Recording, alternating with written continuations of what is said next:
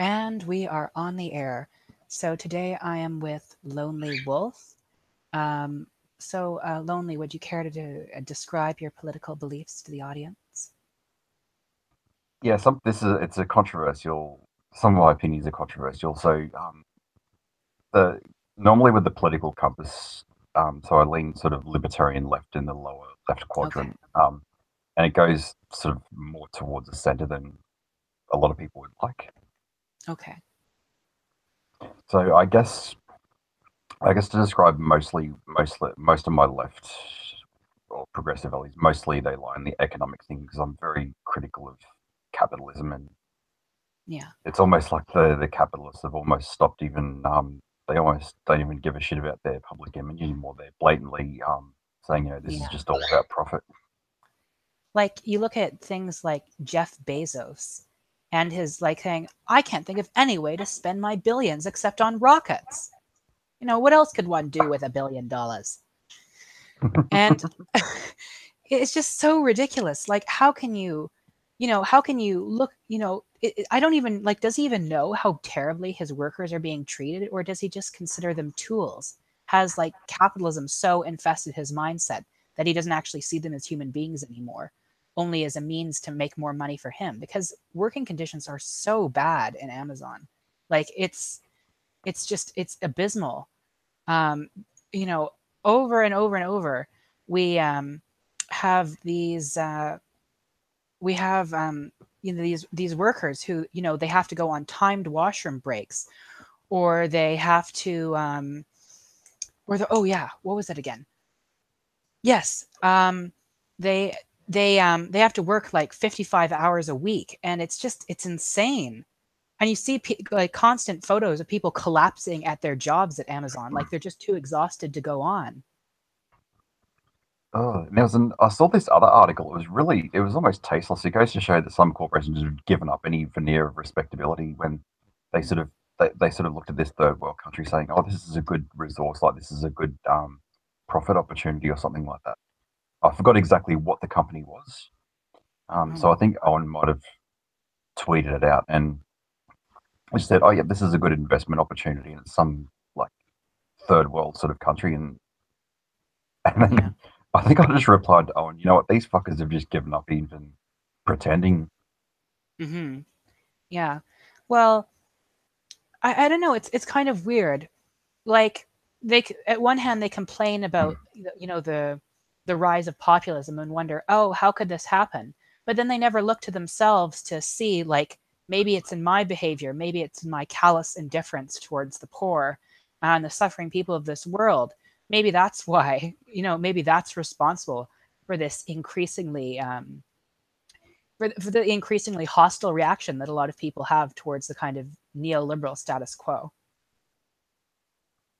Yeah, I mean it's starting at an early age as well that people are becoming more politically activated Hmm. to question capitalism and critique it. I mean, even people. I mean, it could be people who might not necessarily have are not yet sort of far left per Yeah. se, but there's still people who are questioning, capitalism itself. Even people who dislike socialism are saying, "Well, capitalism, it sucks at the moment." Because that's what my brother said. Like Yeah. he's not really on the far left, but he says, yeah, capitalism is becoming bullshit. Hmm. I mean, I guess it always has been, but I think with social media, I guess we're becoming more aware of Yeah. its That is excesses. that is a very, like, one of the good effects of social media is that it enables us to see the plight of people from all over the world and to instantly connect with so many billions of people, and to, kind of, it's a great tool to expose injustice. Like, because every person is now a reporter because of the camera in their hand, their cell phone. And that's why authoritarian governments do their best to like clamp down on the internet and to control it, and to control these kinds of free expressions and these new ideas. Yeah, definitely.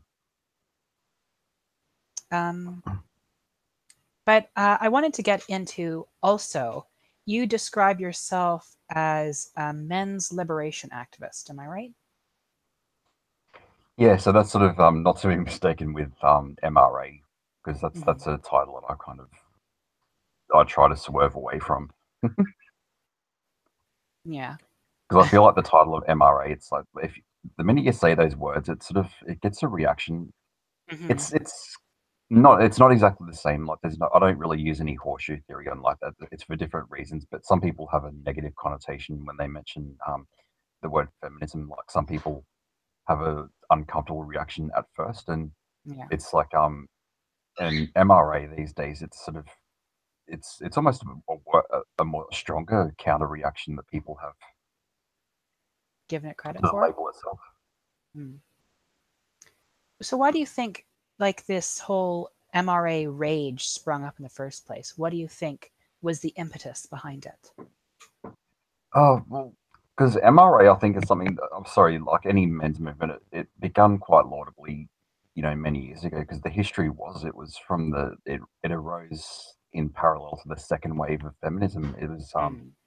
the and it was meant for liberation. So women were demanding the right to work and to do that, and then at the same time, men were demanding the right to spend more time with their kids. And there was Yeah. I think one of the placard signs was saying, I'm not your success object. Mm. So while women were saying I'm not a sex object, and then men were saying, I'm not a success object. So that was a Yeah. clever play on words. Hmm. And so, how did this, kind of positive movement that was working in tandem with feminism transition into this movement that, like, almost every single, to not every single MRA I've ever met is virulently anti feminist? Like, what caused this degeneration in men's activism? I'm not sure because I think every movement goes through its phases where it's Mm. sort of it like it may go off the rails, and then sometimes there's people who might come along and try to steer it back on direction. Yeah. Because I know that feminism's gone through its stage. It like went through an Andrea Dworkin stage, and then there was sex positivity that kind of Yeah. steered it, in a direction that was more sex positive. And Mhm. it's hard to tell because that was because when I first heard of the word MRA, I thought, well, that's good. Like it should be a good label. It'd be interesting to Yeah. see what it says for men. But the more I kept reading the material, I was thinking, it's not really helping me out because it seems to be doing harm to men, Yeah. more than anything else. So like for example, with Paulie Lamb, he's probably one of the figureheads that people think of with MRA, and like I think there are some good. There's obviously good with every movement because I always use the hashtag not all. So I think that um, with that, it just seems to be more of a reaction against feminism, even when it's not you know even if it's not under threat, it's still always like I can't seem to read an article or a post without talking about feminism. And the interesting thing, like the statistics they did on the Google searches, the Men's Day, which is November, which is people use it to raise money for prostate cancer research. Yeah. It actually it gets Googled more on Women's Day than it does on Men's Day. So it's so what I was hoping for was a movement that would be more that would be proactive rather than sort of reactive to whatever was going on. And Mm. yeah, there might be feminist positions that I'm going to disagree with here and there, but I'm not really interested in making videos just like saying you know mentioning feminism. It's you want to go into your own direction and just Yeah. make videos that are about the content itself, or engage in the actual issues themselves. Yeah. I don't know, it kind of feels like there's a kind of laziness that's swept into a lot of YouTube political commentary where it's mostly just finding a loon and then pointing and laughing rather than adding anything constructive to the conversation. Because, it's quite easy for me to, like, I don't know, I could find like some, like, let's say a young earth creationist. I could find a video of them, point and laugh, and it would get like 20,000 views, let's say. And but what's the how productive is that? Like, what does that do for women? What does that do for people who are suffering? You know, like it just makes me feel good about myself because it makes me feel smarter than the loon, and it makes everyone watching feel smarter than the loon, and it's entertaining. Yeah, I mean, maybe that's one of the explanations behind when movements go a bit awry. Sometimes is because when we've changed the platform into video and we're trying to compete. I guess it's I guess entertainment is a driving factor behind Yeah, retaining audience sizes because you won't exactly have a big audience if you sort of take a more kind of sober approach to yeah. the issues that you talk about. Hmm. But then again, there's some I've seen a lot of tweets where, and that's where I think people have to be careful about when they describe the manosphere to be able to distinguish between MGTOW, MRA, and pickup artists because sometimes they do get conflated, and Mm. it doesn't do good for the other movement, the women's movement, to sort of get that distinction wrong Kind because of just mix them all in with each other. it sort of mixes the because they see a pickup artist like Rouge V and say, oh, that's an MRA argument, but the the more you sort of it's a bit of a rabbit hole. But when you see this side of the internet, there's a bit of a difference. Like it's an infighting because the pickup artists like they despise the MRAs, and sometimes there's also a bit of friction between the MGTOW part and the MRA part. But the MGTOWs are another position. There are some good YouTubers who they genuinely do go their own way and they're just doing their own thing. Like my friend JPM, he's an example of the Mm. like he is a MGTOW, but his videos have very little to do with the philosophy. Like he does, Yeah. I it's kind of sort of a find like the lifestyle. term a bit cringy. Yeah, Men going their own way. As if like this whole time like they were being forced to go another way, and now they're being ruggedly individualistic by ignoring women. Um, oh yeah, hello, random geek. Um, the but I will agree, especially in the case of men who have been victims of sexual violence at the hands of women. Definitely, there needs to be spaces for them to kind of recuperate and regain comfort with um, other genders and with themselves, and then maybe to re-enter into society if they feel like it, if that's a good choice for them. But what I don't like, I don't know, when I read the Reddits of the MRA, it mostly just like sorry, MGTOW, it mostly seems to be like they aren't really going their own way. They're obsessed with women and hating women and like complaining about women, and it just kind of seems like the stepping stone to inceldom with most in MGTOWs, which is really yeah, because weird. it's because I don't really know the culture because I only know one like self-professed MGTOW and so that's my like because I stream with him a lot JPM and Hmm. his videos aren't even he doesn't really talk about it that much and like funnily enough he's actually got three sort of feminists who come from the which is really strange. I mean to have he's got at least three feminists who follow his channel and Hmm. I think secretly that maybe they have a bit of a crush. This is allegedly, maybe they might have a bit of a because he is a very classy guy. He wears like he's always There's dressed up in a suit, I and I saw his debate with Owen. I'm like, wow, you have style. yeah, and that's the content of most of his videos. He does a few unboxing videos when he orders new things or and things like that. So he's it's an interesting genre that he's doing. It's kind of the look between male sort of self confidence Mm, and fashion, the link between that because it's sort of a conversation that people don't really have that much. yeah, about you know how fashion impacts nature and vice versa. Yeah, that's yeah something to do with that. Mhm. Um, so what originally got you involved in men's liberation activism? Like, what intrigued you enough to Um, decide to do this? I This. actually I actually didn't even know I was because like originally I just assumed that I was an MRA because I was making videos saying these are particular men's issues and Mm, I sort of the thing was I wasn't really looking at the at what feminists were doing. I was just thinking, okay, this is. I just wanted to try and provide sort of, I guess, information about mental health and yeah. just to discuss maybe some of the issues that aren't really being talked about as much because I think that that's why a lot of us start YouTube because we might see a gap in the conversation. So, Hmm. for example, we often don't really talk about older men who are nearing the age of retirement and women as well. So that's an important distinction to make. In that once they reach the age of retirement, there's sort of like a displacement. They're not really sure where to go with their lives Yeah. because we always associate, youth and being productive, etc. So that's a big thing. So entering Hmm. retirement, it's almost a and something that I see so much in my everyday life is seeing a lot of people who feel displaced. So we're just thinking, okay, what kind of options do they have? Like the Yeah. men's shed program is a good one, and I guess there's the idea of widowed men. That there's sort of like the idea of cohabitation. So I've sort of explored that a little bit Yeah. about maybe single men or widowed men or whatever, like the benefits of cohabitation. And then again, I also think the issue of trans men, um, it sort of doesn't get as much really attention. Mhm. So that's Well, important. it's interesting with the whole trans men thing.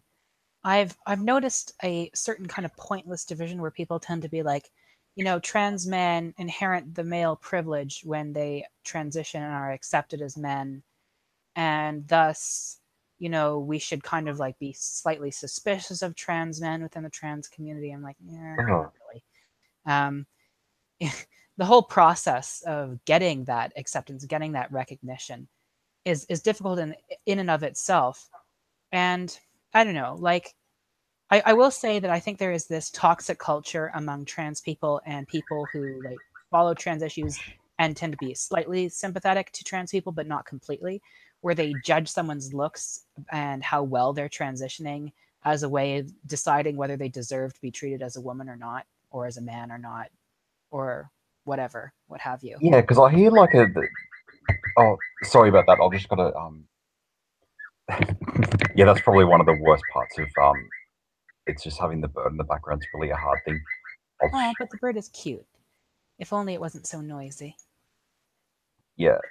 So what was I saying? Yeah, it seems like a bit of a. It's kind of a double standard when it comes to transition and appearance, etc. Because on one hand, if they sort of appear masculine, then people are saying, oh yeah, you're not even trying to pass. You still look like a man. But then when you do like fully embrace like whatever like traditional styles of feminine clothing, they say, oh, you're appropriating womanhood or whatever.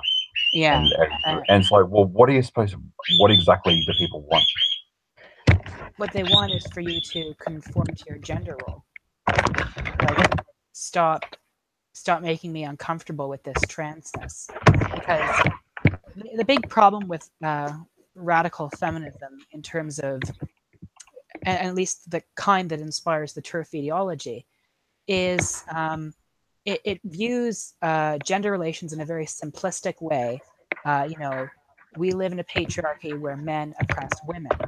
But if a if these categories are fluid, if some women become men and some men become women, or we're always women, um, that upsets this rigid hierarchy where you're supposed to abolish gender because gender doesn't mean anything. It's just a system of oppression. But when you have people who's will be oppressed if they don't transition, if they don't perform a certain gender, then that creates a huge conflict because those people are an inconvenient, kind of box for saying no, that there is a component of gender that is outside the social construction.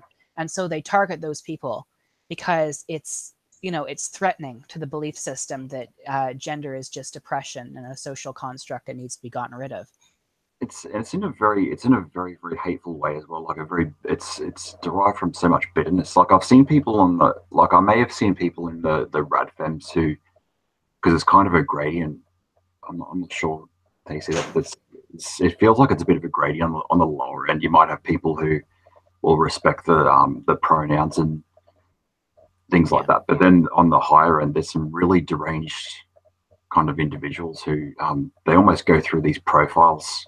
Because I see in one of them, it's like it usually has Yeah. the word goody in it, and then there's an XX on the Twitter Oh, profile, and then Goody Margaret oh XXX. yeah, it's like what a deranged individual she is. I mean, She's because just that's the thing, just like stalking these profiles and then putting up like people are taking selfies to show their transition, and then she's like, looks retweeting like a it and saying man. this is a Looks like a man, man. this is a man, this is a Hashtag man. trans cult. Hashtag peak Oh, trans. Just like, lady, what are you doing with your life? Why are you trying to make other people so miserable? Like, what kind of life are you living if that's what you're doing with it? Yeah, I mean, because I've always thought it would be great if the strands or whatever, because there's the intersectional sort of people, and then Yeah. there's the radical, like, if they confine themselves to their own lanes, and there wasn't, I wouldn't really care what they did with their lives. But unfortunately, it's just it bleeds into they bleed into each other too much, and you see those ones like Goody Margaret XXX. Yeah. Ugh. She's just like, yeah, I don't even want to talk about her. For such a tiny Twitter account, she really gets around. Yeah, yeah. Yeah, and that is like the when you hear that sort of thing, it's so hate. It's even worse than some of the skeptics who run around saying, "Oh, there are two genders, get over it." Yeah. That's coming from a place of, I don't know. I guess at best they're trying to entertain their audience, but this is coming from like a place of extreme sort of some kind of bitterness or hatred that's Yeah. coming out Exactly. of Well, they resent the male privilege that they see trans women as possessing. They resent that the fact that these people who have gone through male experiences their whole lives, male experiences of privilege over women, now suddenly um, are inhabiting a woman's body and claiming womanhood. And they're like, no, that's not womanhood. Womanhood is oppression. You know, you're trying to fake um, the oppression experiences that I feel. And with trans men, it's like in some ways it's even worse because it's like, no, you're actively like betraying the sisterhood by transitioning to male. You only want a bit of that sweet male privilege for yourself. that's a terrible thing to happen, and that's one of the hard things about. I guess that's one of the challenges of trans men as well. It's when they're sort of expected, because they're saying, once you're a man, then they sort of, it's almost the same sort of experience. You're expected to fit into a certain gender Mm-hmm. stereotype as well.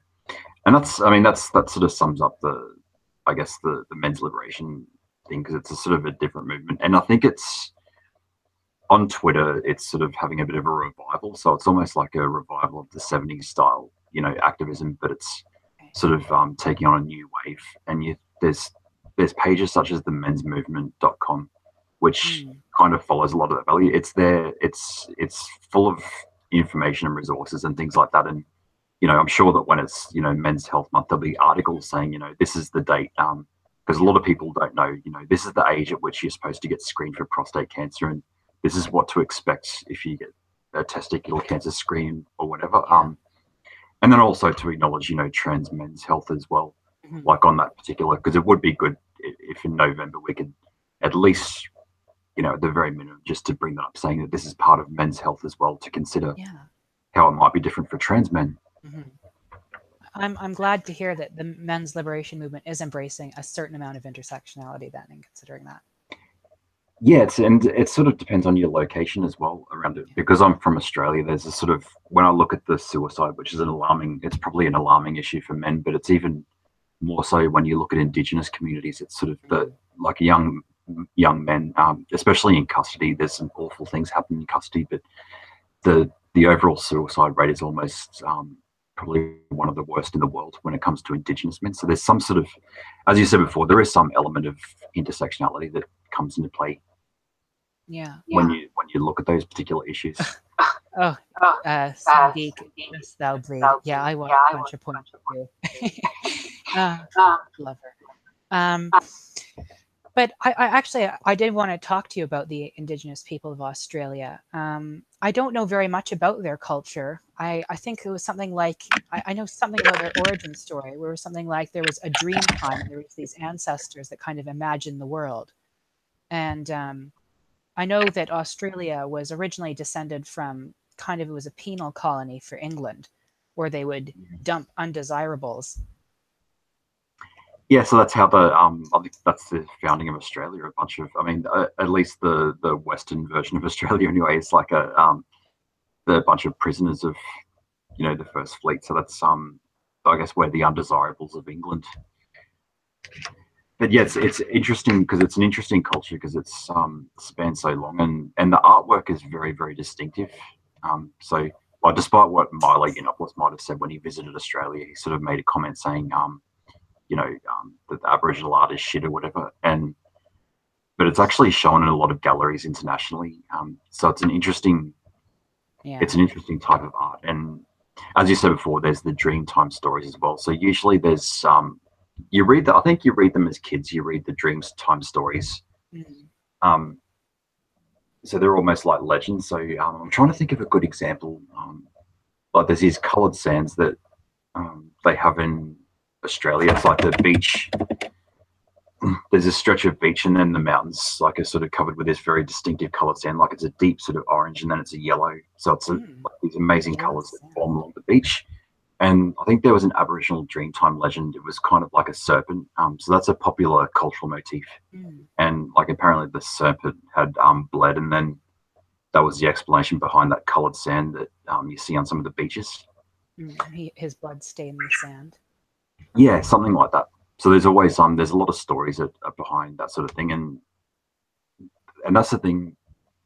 When you visit a lot of communities, it very much depends because I think family is integral to because the extended family is Yeah. an important element. It's something that we have abandoned as, I guess, in terms of Western culture, we abandon a lot of traditional family values, especially the extended family.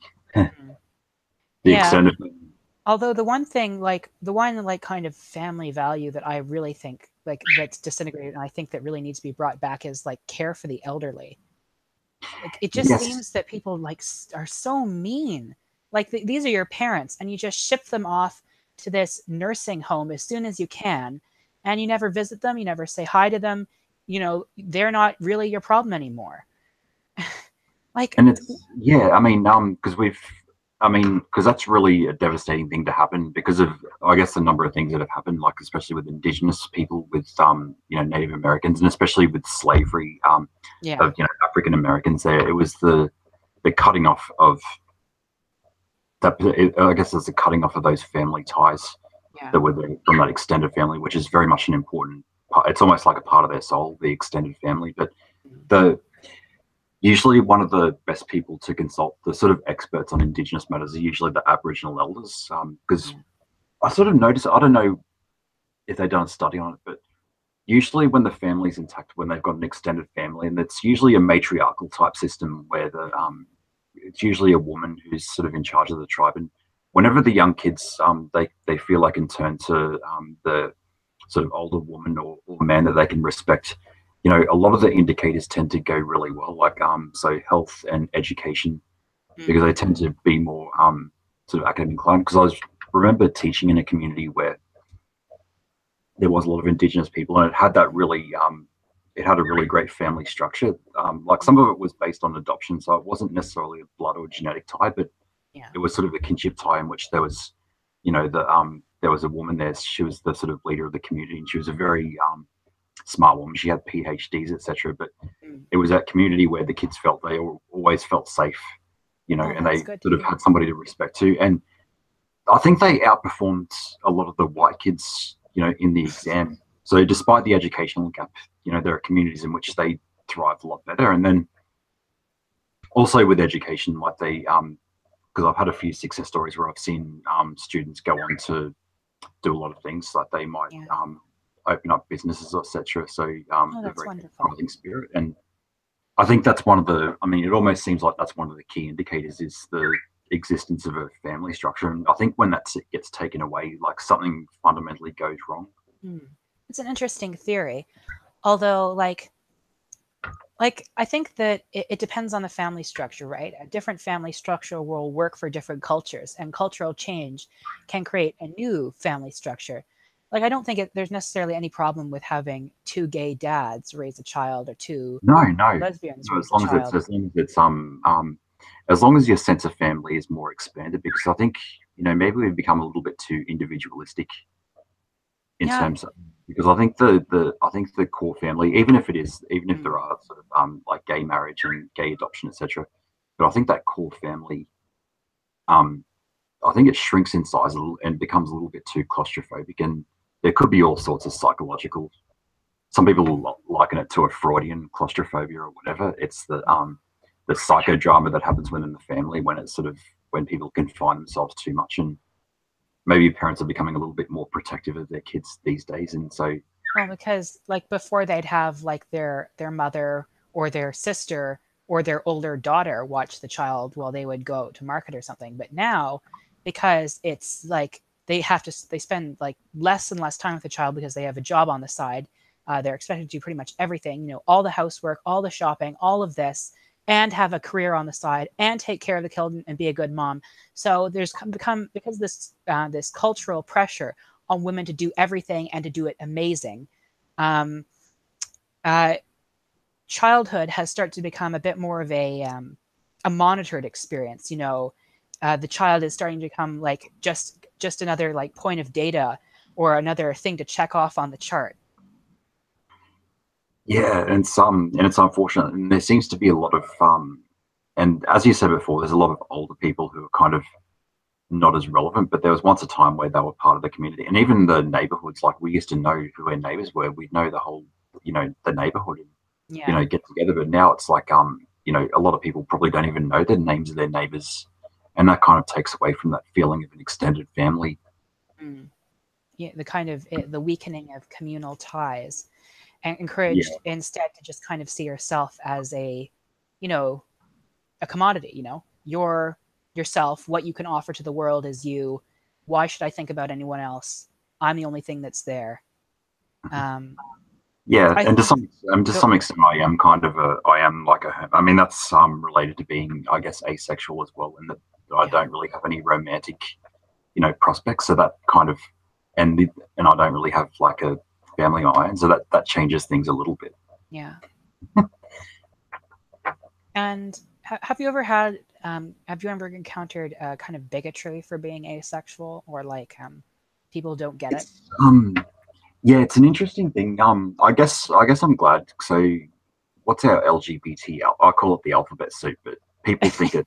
I always think of it as the cat going across the keyboard, because it's like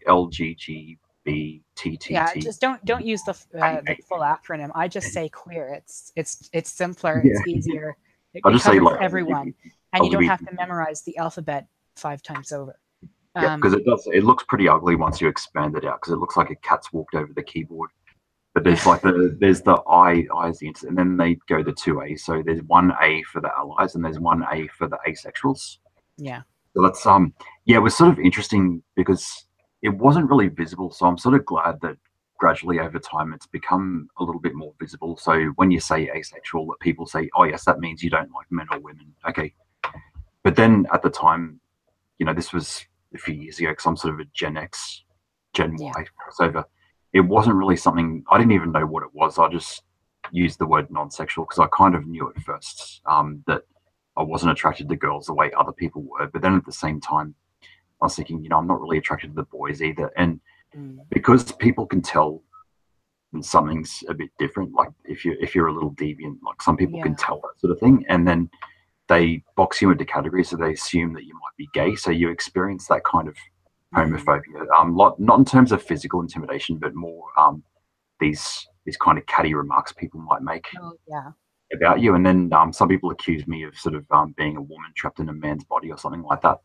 mm, Um, like that's been said to me a few times. And then I remember in the early adulthoods when you'd go to social gatherings and people they wanted to put you into two different boxes. They think, is he gay or is he straight? And people are yeah, trying to figure you out, and people get so nosy about these things, and you don't hmm, necessarily come out. You were actually kind of backed into a corner, and they forced say, out do as you well. like men? And it's like no, and it's like, well, how come you've got no women in your life? And it's like, I don't know. And Mm, they say, well, what are you? And I said, and then when you actually say the answer, and then they have a shocked response, and I'm saying, well, you asked me, so if you don't like the answer, don't ask the question. hmm. But the thing is unfortunately, you know, there's the version of sexuality that's I think increasingly gaining acceptance and gender identity, and then there's the old one, which is normal or virtuous and deviant. And I think a lot of people still seem to have they don't they don't really seem to understand all the different sexual and gender identities. They just kind of wrap them all into this other category, which is like vaguely sinister, and the, the normal category, which is vaguely good, without, any sort of clear, separation of the very different experiences that these people go through. Yeah, and I guess probably the when they talk about I guess the experience of asexuality is probably one of the most difficult thing is people do ask a lot of intrusive sort of questions. Like I can handle myself okay because that's because my style of LGBT sort of I wouldn't say that I'm an activist so much in terms of that. Okay. Really, I obviously am. Like I'll sort of show I have a concern for so for every letter of the alphabet, I obviously care a lot about that. But when it comes to asexuality, or whatever, I don't think I've been an activist for myself. I sort of adopted, I guess, a street smart way of trying to deal with conversations then and there. Yeah. To try to have a certain sort of independence and self-reliance. Oh, okay. Yeah, it's always helpful to have a certain amount of independence, but I think that there can be an unhealthy independence to the extent where you feel like you have to cut yourself off from other people in order to be your own person, and to kind of bottle everything Yeah. away and pretend that it And doesn't then it's exist. there's sort of I guess the self-reliance is how to deal with people like the antagonism. It doesn't really happen these days. It's not really a problem so much now, but there was a time where I had to sort of learn to think on my feet when it came to people asking really stupid questions about asexuality. And then you sort of mix that up with like to some extent or another. I'm not sure what to label because I tend to not label it too much. Like because I've often described myself as just being a non-gendered entity, sort of like a grey area between. And that's probably linked. That could be linked somewhere to asexuality or whatever. But Like it's agender, non-binary. it's a bit something like that. So one of the Tumblr thingies that I have and it's for me it's a bit different because most of my social circles are kind of I guess a bit more libertarian or because I don't really have that many people that I know who are in the same kind of political sphere, like a bit more left than what I am. Like a lot of people are actually maybe conservative people like that. So that's where most of my I guess my friendship circles are. So I kind of tread on a little bit. So when I sort of or if someone questions me about it or I bring it up, I do find that I have to temper the language a little bit. So not to use too much of the I guess the jargon. Like there's a lot of there's an in-group jargon that I think gets used, and there's a lot of vocabulary which is good for the in-group dynamics, but Less so for when you're trying to reach other people who aren't familiar with all the like pseudo-intellectual talk of hegemony, oppression, intersectionality, yeah, I mean, internalized whatever, misogynoir. I could go on and on. oh yes, Dyadic, intersex, all that sort of thing. yeah. There's a lot of people who find that stuff really alienating, and like on one hand, I try to cut a nice balance when I make my videos, because on one hand, I'm conscious that these are words that groups have made for themselves, and that improve their lives and help them accurately describe their experiences. But on the other hand, I am very conscious of the skeptic, centrist, anti-SJW crowd. It will be very, will mock you relentlessly if you use like one of the jargon terms. It will just kind of be like, oh, they said it, like as a kind of a substitute for any sort of substantial criticism of the ideas. Some random Greek says people find it comforting to put people in one of two boxes. Yeah, I think that's true. I think as a society, for some reason, I don't really know why, but there seems to be a tendency towards binaries. Good, evil, man, woman, right, wrong. When in reality, these lines are much more blurred than people make them out to be. Because even in the sense of biological sex, it's because let's say that I presented you the data and I didn't tell you that this was related to gender and sex. Like I just gave you all these metrics. So I gave you the chromosomes, and then there's a list of all the chromosome variations, and then there's maybe a metric of people's hormones, and then what else? Like just all the measurements of secondary biological sex sex. So all the characteristics. secondary sex characteristics, like the amount of facial hair or whatever, and Yeah. it wouldn't be like, it doesn't seem very accurate, because if you looked at that data set itself, like most people would look at it, especially if they were kind of good at statistics, and they'd probably notice that they'd probably find it's a bimodal data. So the word binary doesn't seem to make sense given that data, just the hardcore facts about the data itself and the Mm-hmm. categorization that some data is continuous, some of it's discrete. So Yeah. it doesn't even make sense to use that word saying these are two categories. Like, we could say that it's bimodal and that there'd probably be two bell-shaped curves around the hormone levels or whatever. Yeah. So there's probably or chromosomes, like there's the intersex variations, which are Yeah. kind of small numbers. So there's the two modes would be XX and XY. That's where the overwhelming number. But we can't ignore the fact that it doesn't make sense.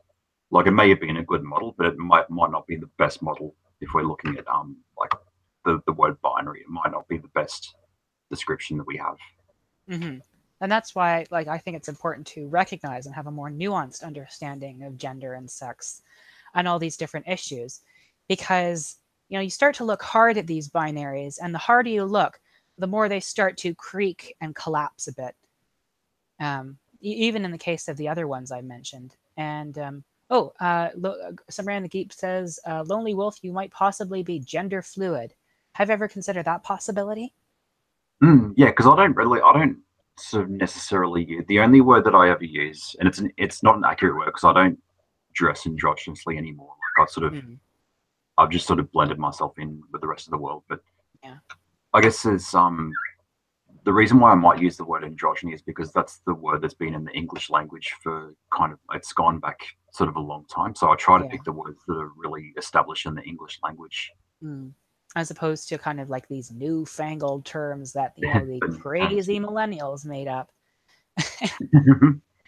yeah, because admittedly, I mean, I don't really fit in with a lot of, because that's the thing. Most of my social circles are people who are, call them, problematic in some ways, or Problematic. they're problematic people. So that comprises a lot of my social circles. Mm. So Yeah, and that's actually another binary, problematic and woke.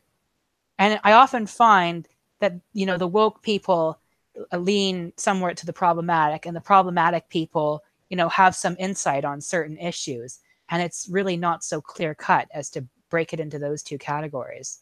because the more you actually question somebody and you have an authentic dialogue with them and ask them, you realize that they're not really Mm-hmm. that what you might have thought of them in the beginning. You may have and even when they question themselves as well, because when you engage somebody, you'll have them in deep thought as well, Yeah. and they might realize, okay, maybe I'm a little bit more progressive than what I thought I was. Mm-hmm. Yeah. Yeah. Like, by just saying problematic and slamming the door, blocked, not my job to educate you, you miss the chance for so many interesting conversations, and to kind of actually understand the mentality of the oppressor. Because I think that's what leftism does such a poor job at, is really understanding the privilege. Because if you want to break, if you see power and you want to break it down, you still have to understand how they think, so you can present counter arguments to those thoughts, and so you can drive a wedge into the ideological foundations of corrupt society. Yeah, I mean, it's very nuanced as well, because when you look at people, it sort of happens within trans community as well, because I don't sort of use the trans umbrella as sort of like a protective. I sort of put myself on the outside of that, like Okay. because with the, I mean, I know that, like, officially the definition is you don't have to have dysphoria to be a transgender person. Like, that's the sort of official line, but I sort of still like stay outside of that box, and Mm. just in its own kind of category. But I mean, the dysphoria itself is something that not necessarily saying you either are or you're not, because it might vary. Because I Yeah. think the type of dysphoria that I had was like there have been times where you do think that you're a woman trapped in a man's body, but that shifts over time. So you end up Mm. settling, but so it wavers, and it's So never been sometimes you severe. feel more comfortable in your body, and other times you might feel more insecure in it. Yeah, yeah, and um, it wasn't like it's never been severe enough to warrant sort of an intervention like surgery, etc. So Mm. that's probably one of the benefits of having, even if we can split it up into three categories like the masculine, feminine, and in Yeah. between. Because for me, just being in that kind of grey zone, and I don't have to go around saying that to everyone, saying, "Oh, I'm this, I'm that." It's just something that's in your mind. It's something you Yeah. conceptualize in your mind, your own sense of where you are, and that kind of alleviates that sense of dysphoria if you can perceive yourself as being some sort of androgynous blob that's Mm. sort of sitting in the middle. Then that's really a coping mechanism to So for you, the way to resolve your dysphoria was to reimagine your identity. basically, yeah. So it's reimagining things, and just sort of thinking of yourself as like as a non-gendered kind of entity, something that's in the middle, kind of an androgyny type thing. Even if it's psychological, it's not necessarily visible, but it's more of a psychological, whoops, Yeah. more of a psychological sort of thing. Hmm. That bird likes to get around on you. And then what was the other thing that I was going to mention about that? And the problem is I don't necessarily get along with a lot of other people who fear that, because I've been in those Facebook groups for people who like non-binary, genderqueer, Yeah. like all the letters of the alphabet, and I didn't really belong in that sort of group, probably because I'm probably used to the so-called problematic, because I'm used to that sort of thing when most of my social circles are conservative, Mm. or not so much conservative. They might be libertarian or they Yeah. might be centrist or whatever, but usually, the language is not very tempered. And I was Yeah. thinking like some of the things that people were finding offense with and saying, this is what cis people do that irritate me. And I was like, oh, sorry, I don't really agree with some of these people. And a lot of the YouTubers who represent themselves as non-binary, I'm out of sync with that particular. It could be a generational thing, but I am out of sync with other people. So In the non-binary community, what would you yeah, say, like, aside from the ugh, the cis, what other tendencies within non-binary trans uh, activism do you see as kind of alienating to you? yeah, because that's sort of the difference between myself and Owen. It's like I think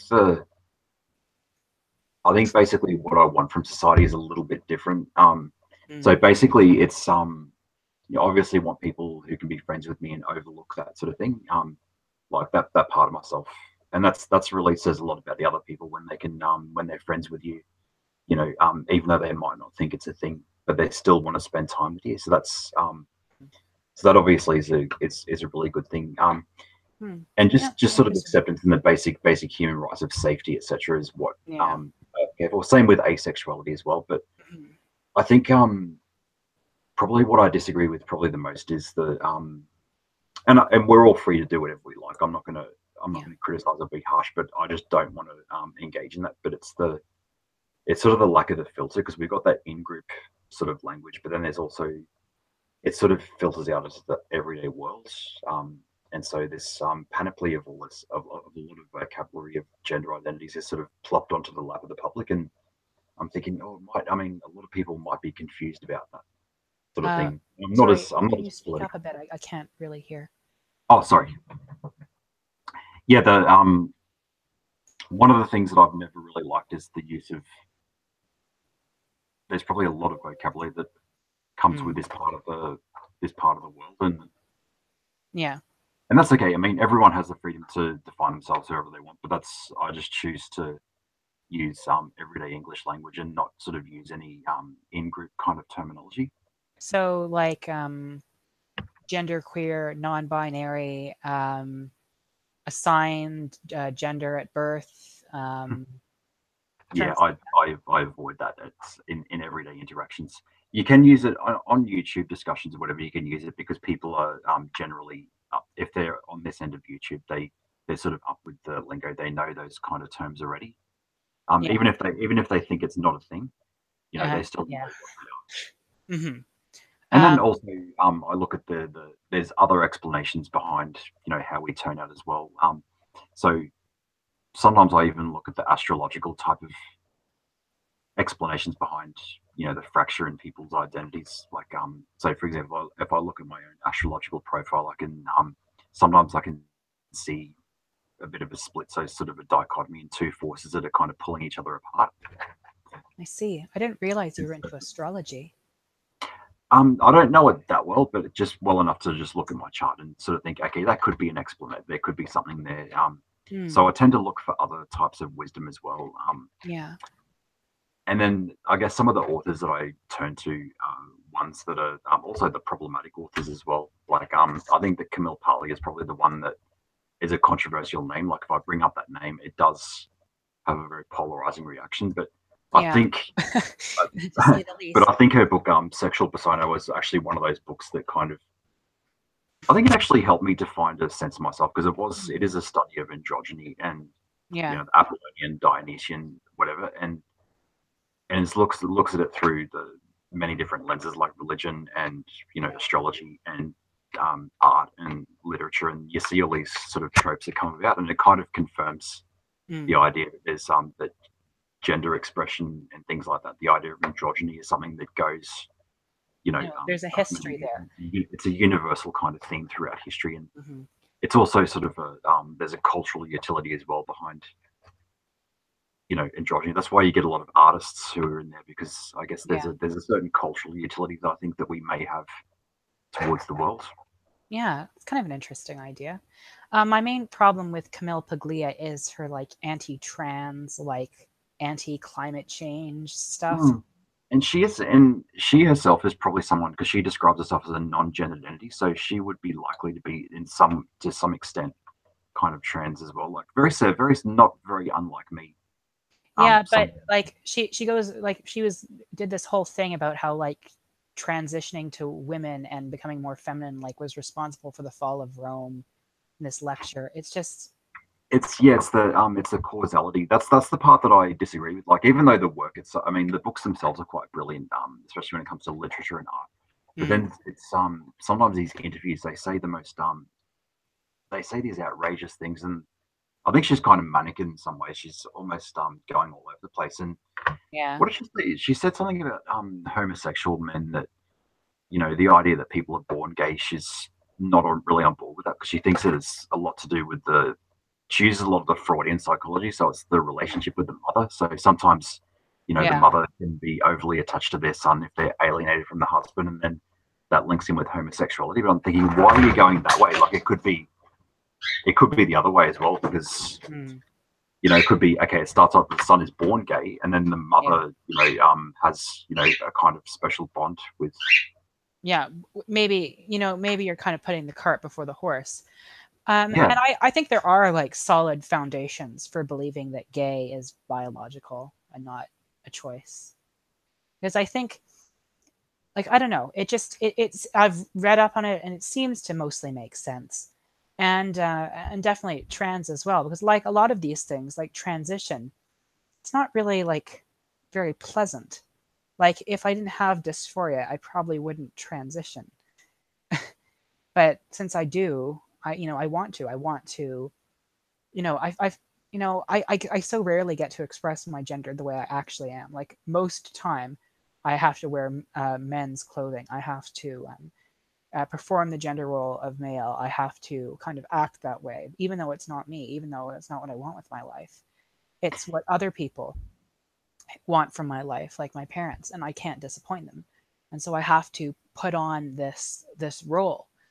But then in this room, and when I do these streams, and when I talk to my audience, and when I'm online, I actually do get to express my gender. I do get to, be who I am, and it's kind of this weird contrast between, you know, the public life I lead and then the private life I lead.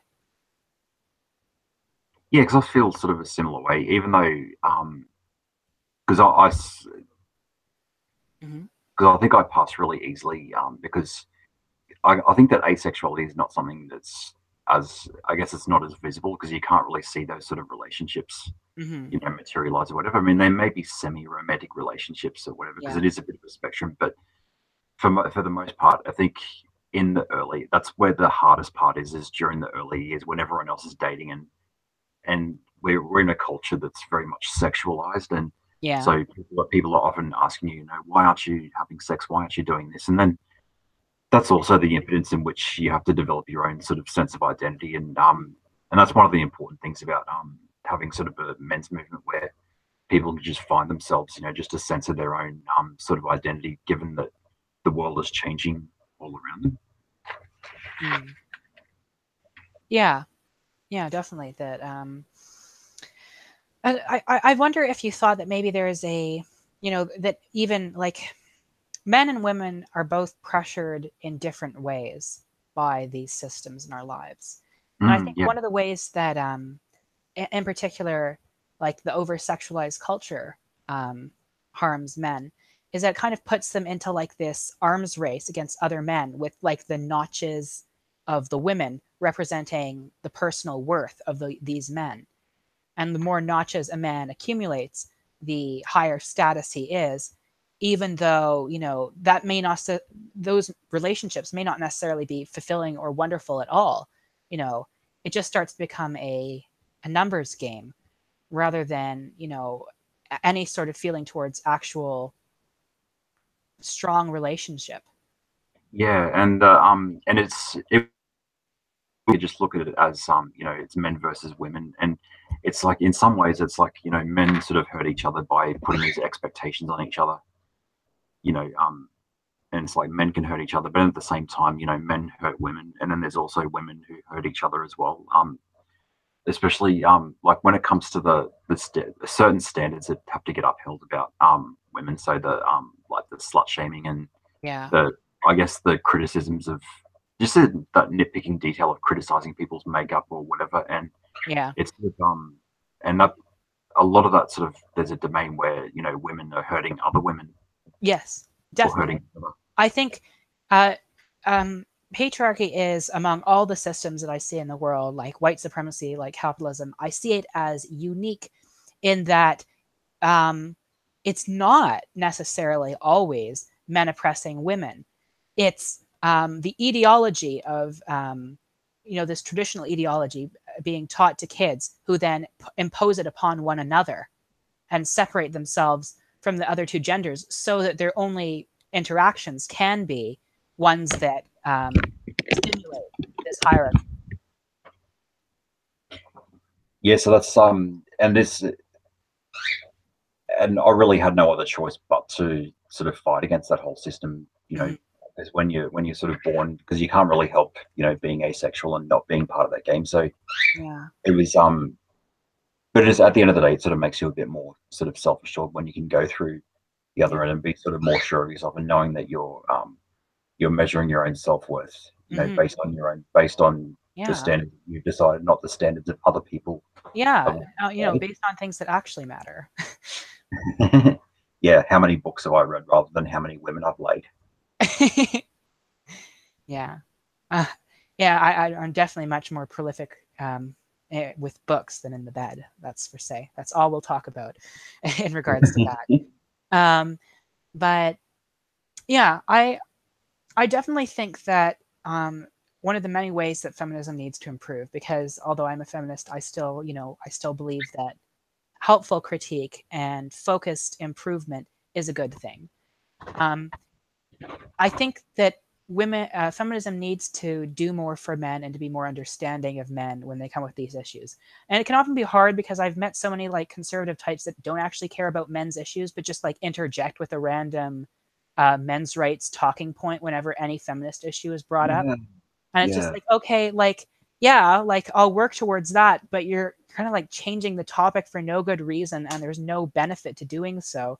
And it just seems like you don't want to address that maybe feminism has a valid point. Maybe, there is something wrong here in the way society is treating women. But yeah. no, they'd That's why rather like change the topic. yeah, it's a very destructive. That's the way I absolutely hate it, because you're damaging two causes. Because even though I don't identify as a feminist per se, Mhm. I still like the movement itself. At least the core issues, like the important issues, there are some that are very key that I think need to be remedied. Um, Yeah. a lot of key issues, but then the problem that I have is and so I respect the feminist movement Yeah. and for people to sort of do well. And I guess the thing that I try to do is if I see the best sort of arguments that I can see that are very compelling and they're very good videos, I try to, at least share the videos or maybe have interviews with people who Hmm. are doing like very positive things in that direction.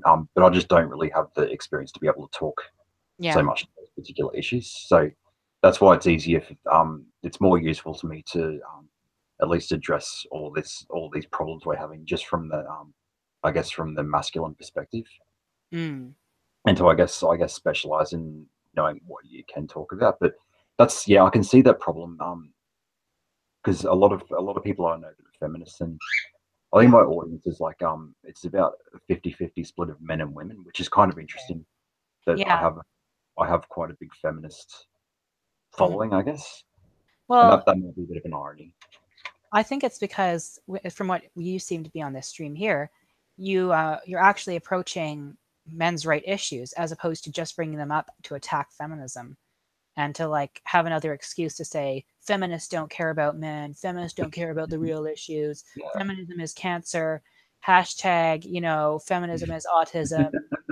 yeah, yeah. I mean, of course, there's. I mean, I don't. There's. I mean, there's obviously reasons why I wouldn't want to identify as a feminist myself because there's obviously some parts of it Mm. that are really I don't know what the word is. I'll try to think of a word, but yeah, but that doesn't mean that you're brushing the whole movement. It's horrible for these women who come online and they're sort of talking to the issues, and then they're saying, what about Sarkeesian? What about Big Red? She's the one who shouted at the MRAs. Yeah. What about Trigglypuff? And it's I mean it's not too much to ask that that we get held to account for our views, like what comes out of our mouth. So, Lapis is only responsible for what Lapis says. So for what she says, she's not responsible for Trigglypuff or Big Red. And it's like, and the same. And, me, Lonely Wolf, I'm only responsible for, you Yeah. know, what I say. So I'm not really responsible for like, Paulie Lamb Yeah. stuff. And that, Collective guilt is a very bad idea, which I'm just yeah, completely against. It's so useless and it's so shaming, and I just is nah, just hard pass on collective guilt. Um, and let's see, yeah, and I think that's probably why is that your kind of more tolerant attitude, your actual embrace of these sorts of issues would attract feminists of the right variety. yeah. So there's a number of, it goes across the spectrum of feminism. And yeah, it's very useless to go onto these, feminist pages. They might be talking about women doing that, and then it's like that whataboutism is it's infectious because I just think if you don't think the issue's being raised, then you know, well, why not? Instead of wasting your time, why don't you make a blog and write about it, and Yeah, start a stream where you can raise money for charities or whatever. But it's it's obviously it's a very sloppy way out of it, just to say just to use it as a weapon against another one. So it's really undermining two sort of key um, key important movements. And hmm, that's the thing. I've never really it's never concerned me if because each feminist is different. Like yeah, it doesn't really matter to me if there are feminists who just want to exclusively focus on women and trans women and sort of like that particular intersection and not really focus on men because that's I mean I'd never that doesn't offend me at all if there's some yeah. feminists who do that because they're focusing in and Hmm. But you by know the same token, they shouldn't be offended if you concentrate on trans men and men as well, if those are the yeah, areas. yeah, that's the thing. Because the only because not many people have questioned saying, "Oh, how come you're focusing on this and you're not focusing on that?" And they're saying, "Well, it's like we're both doctors. I mean, so one doctor will specialize in operating on the leg, and another one will operate on Hmm. the heart or something like that. But it doesn't mean that they're not going to care about the health of the entire body because they want the whole body to be at least healthy. Yeah, And so it's yeah. just a moronic idea saying that just because you haven't talked about it doesn't mean you don't care about it. That's a very it's a very fallacious sort of argument. Mhm. And like a lot of these people, like a lot of these feminists are, they're like pretty well studied academics, and academics normally concentrate on a very narrow topic. That's what they write their thesis about. That's where they have their expertise. And so to expect them to explain the same level and depth of knowledge and research on their specific focus of topic as a completely other topic that only recently has come to prominence is a bit unfair. Yeah, that's the thing, and it's always developing more. So that's sort of why I sort of that's why it's good that there's sort of a movement that's coming about, and there's room for it to kind of flourish kind of in its own kind of way. Because, and the way I see it, there's a lot of things like there's some of the theories, like when they say sort of toxic masculinity or patriarchy. I mean, I wouldn't necessarily use those terms in real life. Like, I'd probably use maybe some of the concepts underlying are okay, but then I always like to supplement them with other disciplines as well, just so I have a vast kind of toolbox. So Yeah. obviously, even sometimes, like, I'll admit it, like sometimes I think in terms of Freud, Hmm. in some cases when I think about the id as like as sort of an explanation for certain things that we go through. Freud seems to be a very influential figure for you. Like, when did you first encounter him? Oh, it's only, you either love him or hate him, or you can love him and hate him at the same time.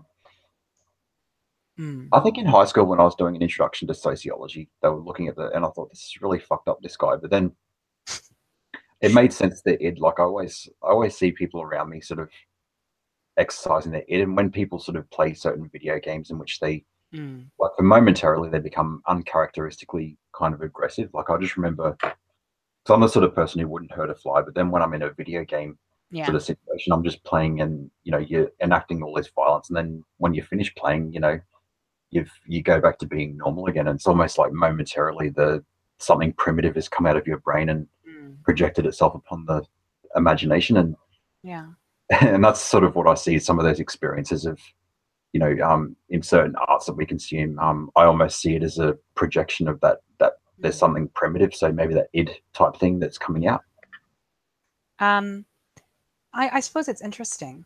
Um, it's a very interesting theory about the id being the sort of satisfied by fictional acts of violence. I think you could definitely draw a lot of comparisons between the circuses of ancient Rome and the way video games are now used to kind of vent passions that might otherwise find another outlet. Um, I'm not of the brand of feminist. I just kind of want to emphasize this again, that hates video games. Obviously, like every kind of media in our culture, they can be critiqued, and that's Yeah, fine. And like some video games, I just like they don't interest me. Like the whole God of War. Like I look at that, I'm like, okay, this is not my fantasy here. Like I don't get to decide this character. It's already obviously designed for a very particular demographic, so I'm not interested in playing. But I'm not going to like deprive them of the pleasure they get from their fantasy. It just doesn't like seem very productive. Like when I look at it, I'm like, okay, this is just not for me, and I move on. Um, but yeah. So I'd be interested in hearing about like what are the issues that you have with feminism in the modern age? oh, it's I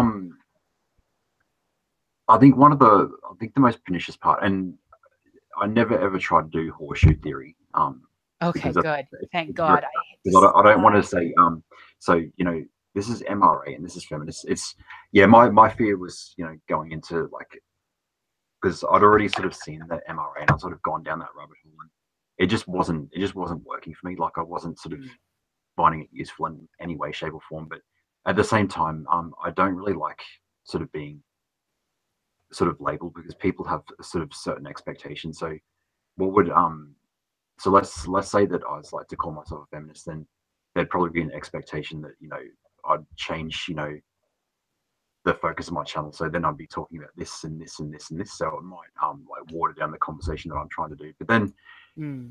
I just see some of the things that happen to women. I think it's the sort of purity testing. Like, that seems to be the most pernicious aspect that I see. Because I just come across women who end up sort of getting, not exiled, but yeah, in Facebook groups or whatever, or in special clubs or whatever, they find themselves the odd one out over a difference of opinion. Mm. So, and it's sort of a competition to see which one is the most Woke. intersectional. So, Like and then I am a black trans pansexual. Oh yeah, yeah? Well, I am a disabled Muslim woman. Beat that. yeah, Uh, and it's like, how much, yeah, it's like how much of a good ally you are to them. Because if you sort of have a difference of opinion about cultural appropriation, so you might say, so one woman might say, well, I think the dress is fine, it looks pretty, and then the other woman says, your intersectional is your feminism is not intersectional and it's bullshit. And it's Mm. like goodbye, and that's sort of in group, and it's Yeah, I'd say you're right that that's kind of a destructive tendency on the left.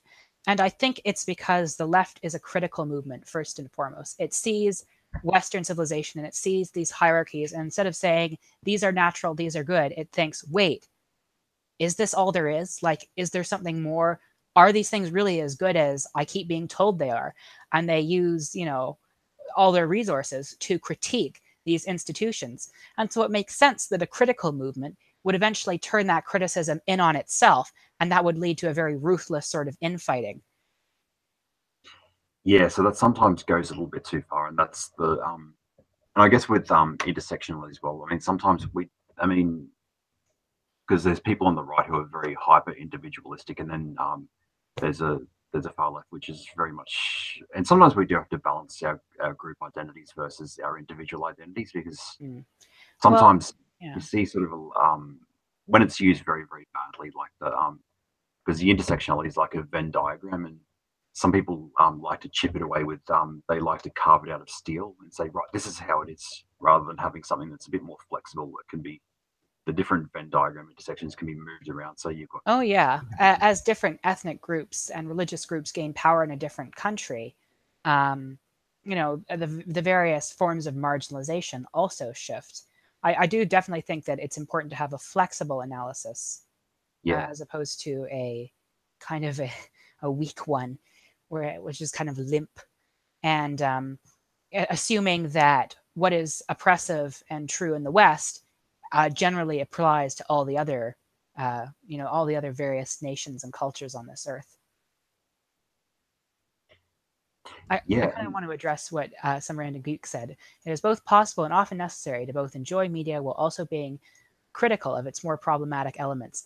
That is a quote from Anita Sarkeesian, and she says it on before every one of her videos, but people oh, just ignore it. random geek, you've drunk the Kool-Aid. That's okay. I've sort of, that's one of the things that we because we both talk about, because we do streams together Yeah. with some random geek. Like we mostly talk about, I think we did a Star Wars stream together after we watched the Last Jedi, but Mm. yeah, that's sort of the topic that we always have been, and we have slightly different view, because I'm too much of a decadent to follow that line of the critical analysis of media, or whatever. Oh, Because critical theory. I'm too influenced by Oscar Wilde Mm. to There's, I don't like decadence is fine by me. Like, yeah, and I don't like. I think it's a bit unfair to expect everyone to always criticize their media, but at the same time, I think that there's also something very dangerous about consuming media um, and consuming worldviews without being critical, with just like kind of passively accepting things. I think that's very unhealthy.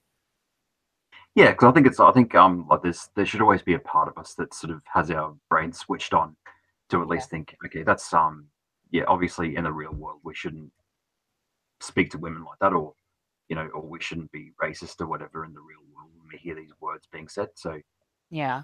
I think, yeah, there's something to be said for having that. But I guess my concern is, I sort of feel bad for the ones who make that their living. Like that seems to be their they use that prism a little bit too much. It's almost like a monomania.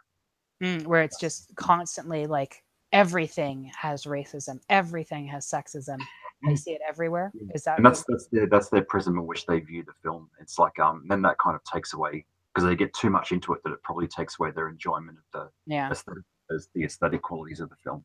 Hmm. But if that's what you're doing, but if you have to write about that, I guess people are going to have that mindset if they're writing about that sort of thing, or if they're making videos about that sort of thing. I guess I can understand why they'd focus on that. But Yeah. for the everyday person, like most of us consume media with multiple lenses. Like we're looking at the aesthetic quality, but then we might be looking at the acting, and then there's also a part of us that might look at the social consciousness of Yeah. what's going on. And I think we should have the capacity to be able to say, yeah, that might be a bit.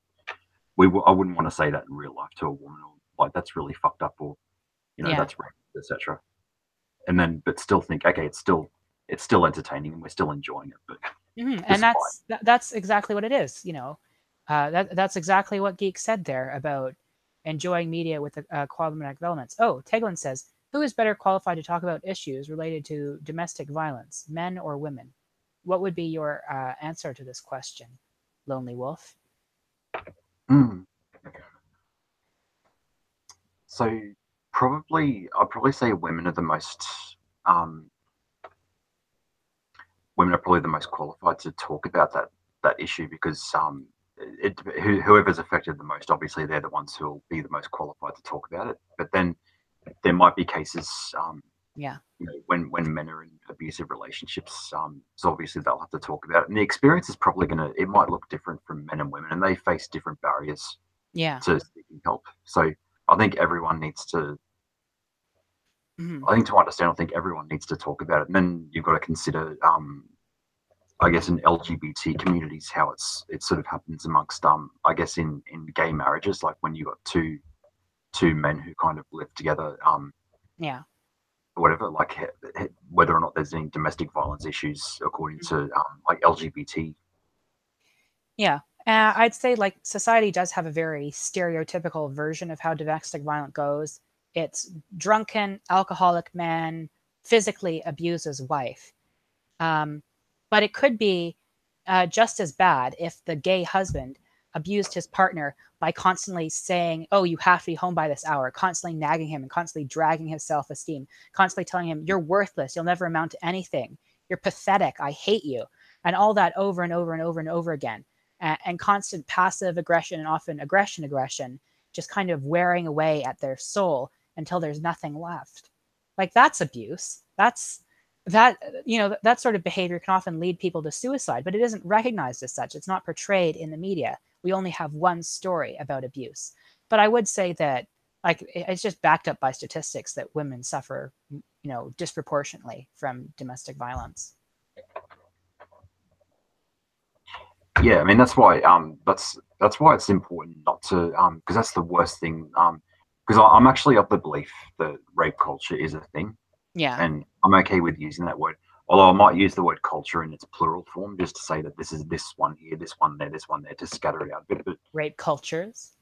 yeah, I sometimes find myself doing that just when I'm talking about men's issues, but because that's the thing, probably one of the most pernicious ones. It's not so much the number of statistics, because I don't think that's what people are talking about, or at least from what I've read, it's not really talking about the numbers or the statistics, but it's to do with I guess it's the cultural attitudes that we've kind of developed over the years. So, like an example is when a man or when a boy sort of there's always that trope of the boy getting seduced by the hot teacher or him being the Yeah. seducer, Oh. even though it's a case of statutory rape, and it's just Hmm. the It's abuse.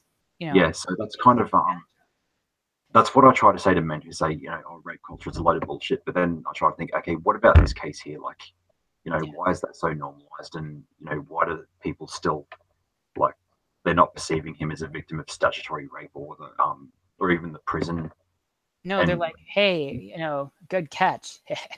like, um, it's not seen as yeah, the act of control that it is. No, yeah. So it's not and that's the thing. It's not really the number of people who because it doesn't really affect not as many men as women will be victims of sexual assault.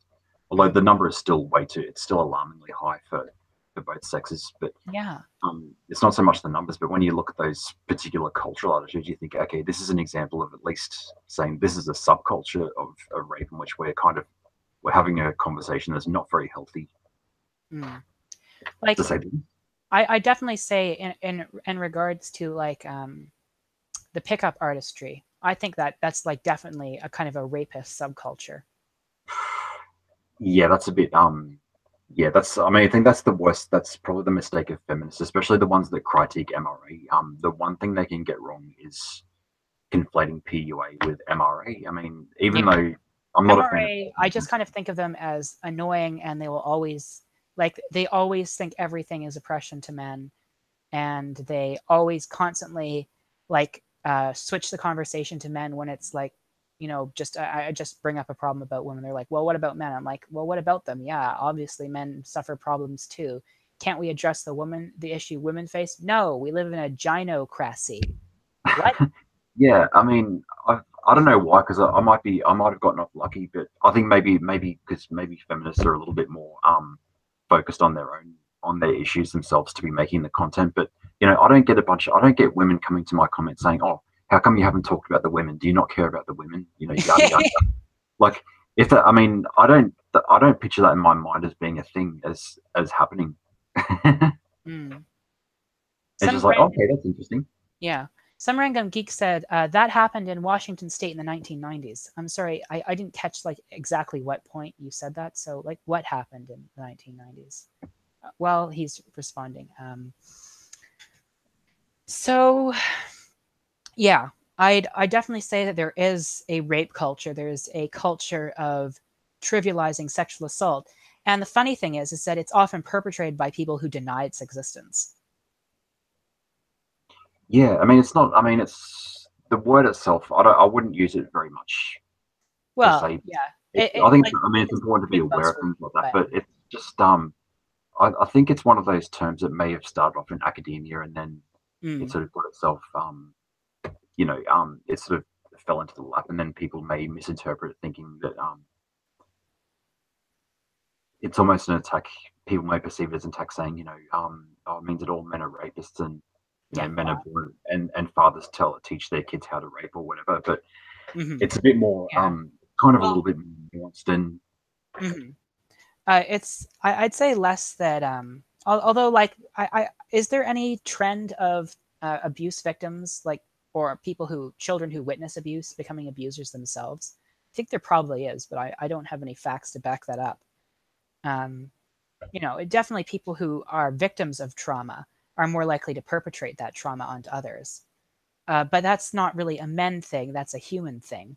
You know, if men are more, if men are victims of their fathers, then it kind of stands to reason that they would, eventually kind of inherit those qualities, although not always. So I don't know. The kind of man shaming stream of feminism is not my scene either. I like men. Men are cute. yeah, because there's some things that where the positions don't really hold up very well. I mean, because people, I mean, I'm not exactly a fan of Jordan Peterson. I just find some of his takes, like postmodernism, and some of his takes on contemporary culture, to be a bit unsophisticated, to say the least. So I'm not exactly a fan of his. Postmodern neo-Marxism. Yeah, it's And and the the lobsters, etc. trans. And No, go ahead. yeah, so I'm not exactly a big fan of. He's just a lolcow to me. He's kind of a meme in some ways, Well, he but said all that stuff about clean your room and the lobsters. yeah, it's such a meme. Because my thing is, I could make a chapter saying, you don't get pudding until you eat your vegetables. Mm. I saw that tweet. It was pretty good. Um, but yeah, Jordan Peterson though, like he has some really weird opinions about women. Like he's like, I can't respect women because I can't hit them if I get in too heated an argument. Yeah, because I think that's when he was talking to. I think he was having a conversation with your favorite, with your homegirl, Camille. Okay. um, he was. Yeah, the one thing that I oppose about, I guess the backlash to him was because there's this idea saying, toxic masculinity. So men are encouraged to hide their feelings, and then when people are using this picture of Jordan, he might have been in tears when he was talking about something emotional, and then they're kind of using that as a meme. I think that defeats. It's a very self-defeating thing Yeah, to well, do. you're shaming him for expressing emotion. Like, Yeah, so that's mhm. the thing that And although it's like it's very tempting to shame those sorts of people because like they are so repressed and they are so judgy of everyone else. Like it is tempting to like seize on that and be like, see, your own ridiculous moral standards, you don't even hold them. And yet you constantly tell other people how to live their lives. Like he doesn't even clean his room. He just hires a maid to do it. Yeah, that's true. But yeah, I sort of disagree with that. Like with that meme of him crying or whatever, or just using that footage in any possible way, because that's really. I mean, that's not sending a very especially men who might be Hmm. reading the material or whatever. It's just you're kind of sending a very it's a very contradictory message. I mean, just I mean, obviously, you know, his arguments, you know, obviously there's a content or whatever, and yeah, it's fun. It's fun to make memes about his like lobsters and all that, but it gets very mean spirited when you start sort Yeah. of going down, and it's a path that's a little bit destructive in that way. Yeah, I think that, you know, there is a danger of becoming of just kind of like throwing the hate from hateful figures right back at them until like you almost begin to like you look in the mirror, wait, I can't tell you us apart anymore. I've gotten so used to throwing hate at people I disagree with, that, you know, the hateful people I disagree with, that I've just become Yeah. a mirror image of them. Yeah, and I think that sometimes the attitude towards the readers themselves, like the people who might have enjoyed, you know, 12 Rules of Life or whatever, or his books, it's a I've seen videos where there's a very sneering attitude towards the viewers saying, Yeah. "Oh, you're a Jordan I'm Peterson guilty of fan." that too. I Yeah, posted that meme where he's like, Jordan Peterson is good. He helped me with my social anxiety. yeah. I I know that is such a mean thing to do, and I thought I was really mean at the time. But at the same time, I just couldn't resist. I've posted. I mean, I've posted my share of memes, etc. But that's But obviously, if you want people to sort of well, I mean, the book itself is. I think it was good, but not great. It's one of those categories that I could easily just forget. Mm, It was fairly benign. It was just like 12 everyday steps, and I think you know there's a kernel yeah, of wisdom in this type of book, even though that's the self help sort of. It's kind of like a dated thing. Maybe it's a resurgence of a trend that's coming back into publishing because people God, I hope translate not. them and I go. hate self And help. Just it's but just it like was the 90s. I mean, my mother and I used to read Deepak Chopra, so it's not very much unlike the phenomenon we're seeing at the moment. yeah. I'm so glad I wasn't born in the 80s and 90s. I love Oh, the time I was born in. I think Jordan B. Peterson, he'd be on the Oprah's book list. Like they would be in the 90s when Oprah has a book club, and it was always Deepak Chopra, Mm. I and it was just kind of this really flowery language that was just bullocks. mm. Oh, here we go. Teglin's has typed a bit. Are there any feminist writers that have expressed support for men liberation activists? And radical feminists identify men as the agents of their oppression. Yes, that's true. Like men, like it depends. Like men, you know, are the primary in like violent enforcers of patriarchal ideas. But the people who mostly reinforce the ideas among men and among women are men and women themselves, judging each other and making sure they conform. Yeah, I'd agree. Oh, that's so true. It's sort of like a and some people view it in terms of you know individual man is going to be the oppressor of an individual woman. So Mm, that seems to be a bit of a mistake. It's kind of I just because if I define the word, if you use the word patriarchy, which is fine, like I don't mind the particular word. Like I wouldn't use it for my audience because it's kind of an academic term, but yeah, it's just like some people might I sort of perceive it as an outdated model. It's kind of like this big pole where it's kind of like you know man here, woman here, and it's kind of like lubricating the pole just so that we can kind of you know move up and down. That sounds yeah. really wrong. Kind of This is smooth such a transition. surprisingly sexual metaphor for like a complex social theory. Yeah, I don't know whether that makes sense as a, but that's sort of the perception I get when people talk about it. It's just like the kind of rust that accumulates in society that kind of stops us from moving around freely, is to be ourselves or to be the type of people we want to be. Yeah, definitely. Um, about patriarchy, I don't know. Like sometimes I feel conflicted about using it in terms like white supremacy, capitalism, because I know to people who aren't like in far left circles, they sound melodramatic and like, well, you actually think the USA is like Saudi Arabia, dumb libtard. No, like Yeah, that's not where I'm going on at all. Like patriarchy, as far as I know the definition, is a society where, you know, men are in a dominant position. And I do think it's true. Like you look at all the large institutions, you look at all of, you know, the biggest companies, and they're all mainly run by men. And it's not to say that they necessarily run them for the benefit of men, but there is, you know, these systems which make it difficult for women. And you know, even the idea that like bodily autonomy is something that's a debate, like I don't really think it would be if men, you know, there are women who are pro-life, but I think it would be much less of a debate if men had wombs. Mm.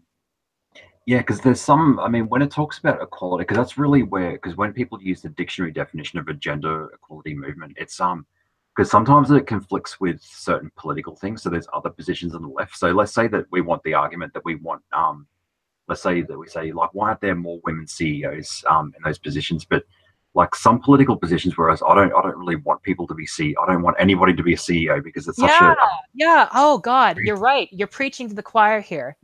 yeah. Neoliberal feminism out. I am so tired of it. I have no interest in it whatsoever. I mean, it's terrible for men. I mean, it's a nihilistic choice for men. It's pretty much a putting themselves into an early grave by working. I mean, even though they're getting paid an ungodly sum of money, they're still.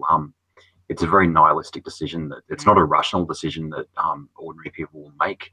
Well, Um, it just comes, you know, as a result of capitalism, as like it matters less whether you feel happy, but more that you are considered to be socially valuable because you are accumulating property through exploitation. yeah, I'm And so glad 'cause I thought I was going to be met with with anger when I was saying I don't necessarily want equality in that way. Like because no, the when they talk about that, but it's but when I think about the earnings capacity, it's like my concern is with the other the service professions like the mm, teaching that are yeah, ugh, this is predominantly women. amazing. We are in such agreement here.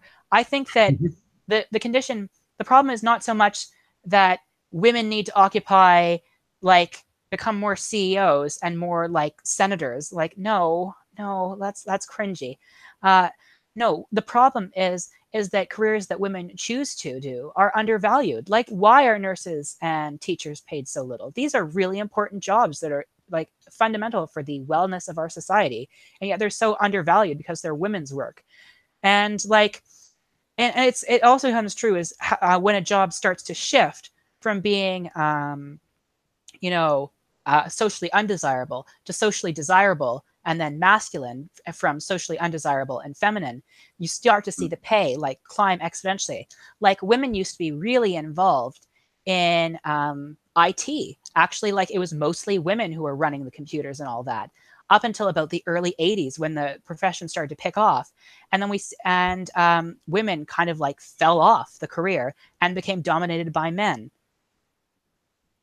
Yeah, it's kind of a sad thing because that I mean the idea of because I've been a teacher myself before and like just the idea that um, it's almost criminal just the to undervalue that kind of thing because it has a wider societal impact than because there's first like there's a gender equality thing, but then the wider implication is like just it doesn't do good for anybody. I mean, if something bad is happening to one gender, it's going to affect the other because Mm-hmm. we can't really separate our men's issues and women because they're kind of very intricately woven and Yeah. whatever hurts one is going to hurt the other. And that's why I like intersectionality. You know, I like this I love the feeling of being part of this massive struggle for liberation. I love the feeling of being able to say, I've got your back. You know, you may be struggling here, but I've got your back. You know, are you struggling with racism? I'm there for you. Are you struggling with sexism? I'm there with you. You know, are you, struggling under poverty? You know, I've got your back. I'm still there for you. I'm still your ally. I'm going to fight for you no matter what your difficulty is. I'm your ally. I will do my best to make your life better. Yeah, so I sort of feel the same way in it because even though our labels might be a little bit different but it's sort of the essentially it's part of like the I guess the tree trunk is that of humanism. Like Mm. I'm not going to use the word egalitarian because that word's been like overly used and it's Yeah, kind of it's sad because it's not a bad word. no It's like no it's not even a really toxic ideology. Like, when you look at egalitarian thinkers, there's nothing really I object to. Like, if you don't want to call yourself a feminist and you want to call yourself an egalitarian, okay. The problem is that modern egalitarianism is terrible. Like the people who identify as egalitarians, just like it they don't seems do like they're anything only egalitarian.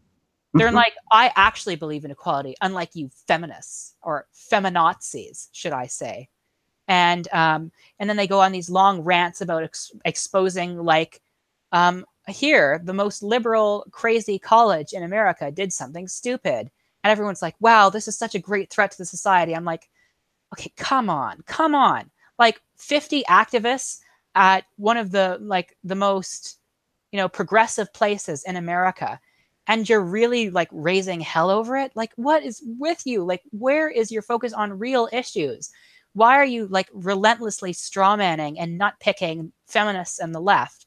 Because it seems like that's the only brand of feminism that they can actually argue with while maintaining their position that feminism is anti-egalitarianism. Yeah, I mean, the probably the thinkers that I do respect a little bit more is because I've never met someone who's called themselves an egalitarian. I mean, maybe I'm wrong. I mean, maybe there are ones out there that are great people, but mostly I've just seen the words egalitarian. It's just like the synonym for just the same thing. It's not really, they haven't really contributed much to the discourse and identified issues and talked about things. It's just saying it's just a standard anti SJW channel. Yeah. I met the like people who might use the word humanist or a peopleist, because that's probably what I pretty much am essentially is and I think we're all humanists in some way. That's the tree trunk, and then Yeah. sometimes the branches that come out of that might be a specific, Yeah. feminine movement for the for women of different different types of women, and then there's another trunk that comes out for men's liberation Yeah. or Yeah. whatever. And like, I think it's interesting to like think that we all come from the same tree, that we are all connected in that way, and that there's no reason why these struggles should be separate, and that they can all be connected. I just want to address what Teglin has said in the chat, because it's quite a lot, and I think you'll find some of it quite interesting. So Teglin says, yes, when men have to prove among each other that they are not women through competition, sexual objectification of women is hegemonic masculinity. What do you think of that? That was it's a difficult thing to go through because you see a lot of young men who feel alienated from that culture because from a young age it's like there's these things that I was asked to identify with, like I was asked to identify with a football, and I was thinking this thing looks weird. I don't really care about this thing, and there's things that I did care about, and there's certainly a period in your life where you might feel alienated. I think it's probably difficult for kids to work through that because Yeah. boys are all going to be different from each other. Yeah, and unfortunately, like, we live in a place where those differences eventually become gendered, and then become problematic to these to people who judge them for not fitting in with everyone else, who want to, or who have been taught that the best way to move forward is to have everyone into two separate strict categories without any gray areas, without any blurred lines. Okay, I'll move on to the next one here. I think it's too easy for MLAs to say gender equality has made progress and we are not living in a patriarchal society, but long history of racism, capitalism, imperialism, it is male dominated. All men today receive economic, sexual, psych benefits from this male supremacy that has been a part of history of global oppression. The problem still exists today. We are not ready for men's liberation activists yet. What we need is feminism and men who can be feminist allies. So what do you make of that?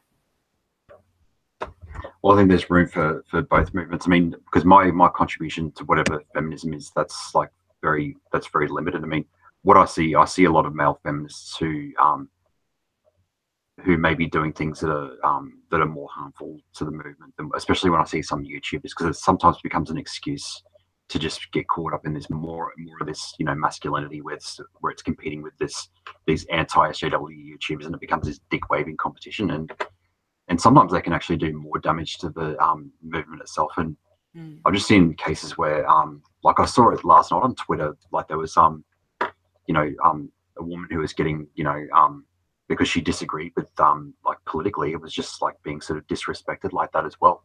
It's like I think that's a very solipsistic view to say that we should only focus on women, etc., because not all men, and you're looking at it from a very cis-normative way as well, because you're looking at it from a binary perspective of men, because when we say men are the oppressors, women are the oppressed, we're falling into that category of ignoring any nuance of gender continuity and spectrum. So what about people who don't fit in there? Because I don't fit into that binary, and I'm certainly asexual, so I sort of fall outside of that realm, so it's very difficult to make that. So I think that statement was very, very simplistic. Okay, Lonely Wolf. I'm not laughing at your ideas. I think, I'm enjoying this discussion between the two of you. But I just have to say that I have successfully converted you to be an SJW because I got you to use the word cis heteronormative. Oh my gosh. Okay, yeah, I did. Oh my god. Yeah, yeah. No, I think it's bad to be framing it like, because when I hear it framed like that, you're ignoring those nuances. Mm. Okay, let's address more of what Teglin says here. Yeah, Lapis, yeah. Grace Hopper was a pioneering computer scientist. No, that's, I think that's fairly uncontroversial. It's kind of fact. And yeah, egalitarianism is used to justify that we live in a meritocracy and capitalist society, LMAO. Yeah, the I whole agree. I agree with that. meritocracy. Meritocracy, like, I feel kind of like, it's such a, I feel kind of jealous of people who still believe in meritocracy. I'm like, Yeah, wouldn't that be nice? Like, wouldn't it be nice if I could just like become a, I mean, obviously my political beliefs means that I wouldn't really want to be one, but like, wouldn't it be nice if I could just become a multi-millionaire and live in a lovely penthouse and, buy pretty dresses and eat gold-plated food, yeah. from coming from, with the identities I have and from the background I have. Like, I don't know. I think like more people need to take the black pill on meritocracy. I'd agree with that. The idea that meritocracy doesn't necessarily translate into material reality. But that's because that argument was a very strong argument, saying we don't need men's liberation, we don't need any of this, we only need to concentrate on men becoming feminists or whatever. I mean, the because that seems like I don't know, it's almost a mirror of some of the things I've seen on the. I hate to say this, but you know um Oh no, you're going through the horseshoe theory, aren't you? I can feel it on the tip of your tongue. yeah, no, I'm gonna try to avoid that, but it's obviously, if you're not into men's liberation, you don't have to don't involve in it. Then you just do whatever you want to do. But there's I still agree with the core values, and I still share like a lot of the ideas of feminism. So there's people on my channel that I'll try to address some women's issues. So deeply, there's sort of a humanist aspect to what I do. So there's obviously is some like some treatment of women's issues, and obviously half of my audience are women. Okay, but I think you've just broken down a very simplistic dichotomy saying men, women. It's like Mm. I don't agree with looking at it that way, especially given the fact that the way in which we're speaking of gender now, it's like we don't want to reinforce that whole idea of Oh. we're erasing a lot of people from that, and it's kind of that whataboutism that I see often. It's because I hear people who say, we don't need feminism in the West, like, men are oppressed. You know, I just like at the end of the day, we all have, different issues depending on our Yeah, gender and different experience, barriers. and we have to lift each other up. And I think like Teglin is thinking of patriarchy here, at least in my opinion, in a similar way that white supremacy and capitalism work. Like Yeah, they're the boundaries between oppressed and oppressor are a bit more clear, whereas yeah, in patriarchy it's not so clear cut. It's like definitely I'd say that women tend to make up the underclass, especially when they were deprived of the opportunity to have economic equality and to actually join the workforce, and yeah, when it was legal to discriminate against them for their gender. Those definitely presented barriers to their advancement. And when there is an economic inequality in society, that means that the politicians will listen to the group that is economically dominant rather than the one that is subordinate. yeah. So there's obviously, and that's the same thing with so patriarchy. It does because it does strongly suggest that historically, throughout time, like legally and institutionally, it's been run by men, and it's like we're down the line where none of us are really happy with the system. It's like you know we move up the hierarchy of needs, and we're looking for meaning in our lives, and so now we're just trying to look for, I guess, the freedom to break away from that. And primarily, there's going to be a focus on women, so ensuring that they have sort of the removal of any sort of barriers and just the remedying of whatever situations that they need. But without the discussion of masculinism, or like pretty much what I specialize in, then we're just going to be reinforcing all of those same type of gender roles. And we need to reach out to men who've been alienated for whatever reason because they refuse to fit into line with so all these classical stereotypes. Like there were people like me who didn't want to do like the same hobbies that boys did, and they didn't want to be sexually promiscuous. Like being asexual, that was really hard to deal with. So and like the kind of the sexual arms race. Yeah, so we need to get those. I mean, unless we want those men to fall into the pattern of falling into line with all that masculinity, and that leads to problems for everybody. Like women get affected by that because of that perception of sex. So if we don't have if there's not a movement that's addressing the way that men think, read the chat. It's going to keep causing problems. Just read the chat. Okay, I hope. Chatting with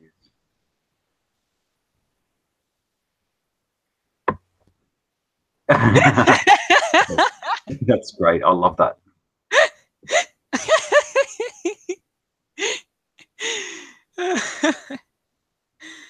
Yeah, but yeah, I have to say I sympathize both with Teglin and with you on this issue. Like on one hand, I empathize with Teglin on their stance about that it is too easy for some people to say, no, actually, patriarchy is over. Like it's too easy to say that, and I understand. I say it's still alive and well.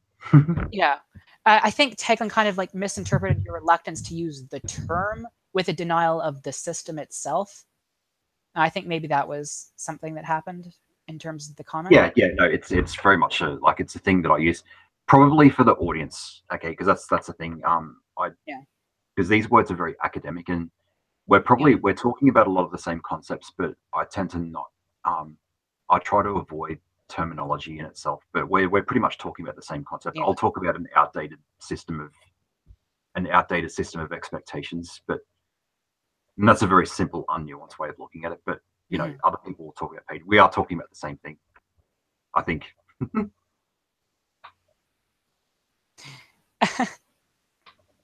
I love that. That was the best comeback I've ever seen. About the Pornhub? Yeah. Yeah, I admit I am pretty proud of that one. But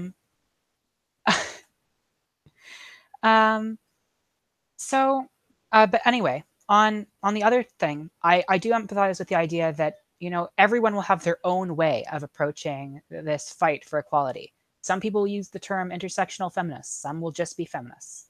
Some will be men's liberation activists. Some will be humanists. Some, cringy as it may be, will be egalitarians. As long as you're fighting for a good cause, I don't care about your label or your lens. And as long as you don't try to hijack other attempts at liberation. Yeah, that's the worst thing. I mean, that's what I hate, the kind of attempts to kind of undermine those sort of things, like going to these people saying, what about the men? What about the men? What about the men? And it's like, well, if you want to have the conversation, then start a channel and start a blog and start writing about it. Like, do the work that needs to be done instead of complaining about what some other group is doing over there. But yeah, I really agree with that. That I think we get too stuck on labels. They say MLA, like or they talking about, is he a feminist or should he be an MLA? It's just, we get too caught up in that. It's just, it depends on what the discussion is. So what are the issues that the person is talking about? So what's valuable to them, and so what's the nuance of their conversation? Mm-hmm. And I'm a bit of a realist when it comes to this. I recognize that YouTube is a profoundly hostile climate for feminists, and that not everyone is going to accept my belief systems when they're so removed from the mainstream. And so I think I do my best to try to be tolerant of other people's beliefs and tolerant of their own kind of forays into different segments of leftist thought and different ways of approaching the topic, just because I kind of need it. Like if I can't even tolerate people who are close to me, then how am I going to deal with like the whole anti-SJW thing that I think will inevitably hit my channel? Oh, yeah, it doesn't. I mean, because I think it's been interesting for you because I think one of your earlier interactions was with people of sort of I guess people who might be of a very different political opinion. So you're probably sort of seen how people think. Yeah. Well, I think you'll do very well because you're very very nuanced and you sort of and you seem to have a compassion that extends for like a lot of different people and but then I don't know. Yeah, I hate that sort of interaction that people get because I always try to when there's a video that's being mass downvoted, like what we try to do is like just spread it on Twitter like amongst our followers and then try to get like the upvotes and try to leave a nice comment. Like even if you don't agree with the video, like the video could be shit, but just the principle behind it is just to try and Yeah, this sort of hate mob.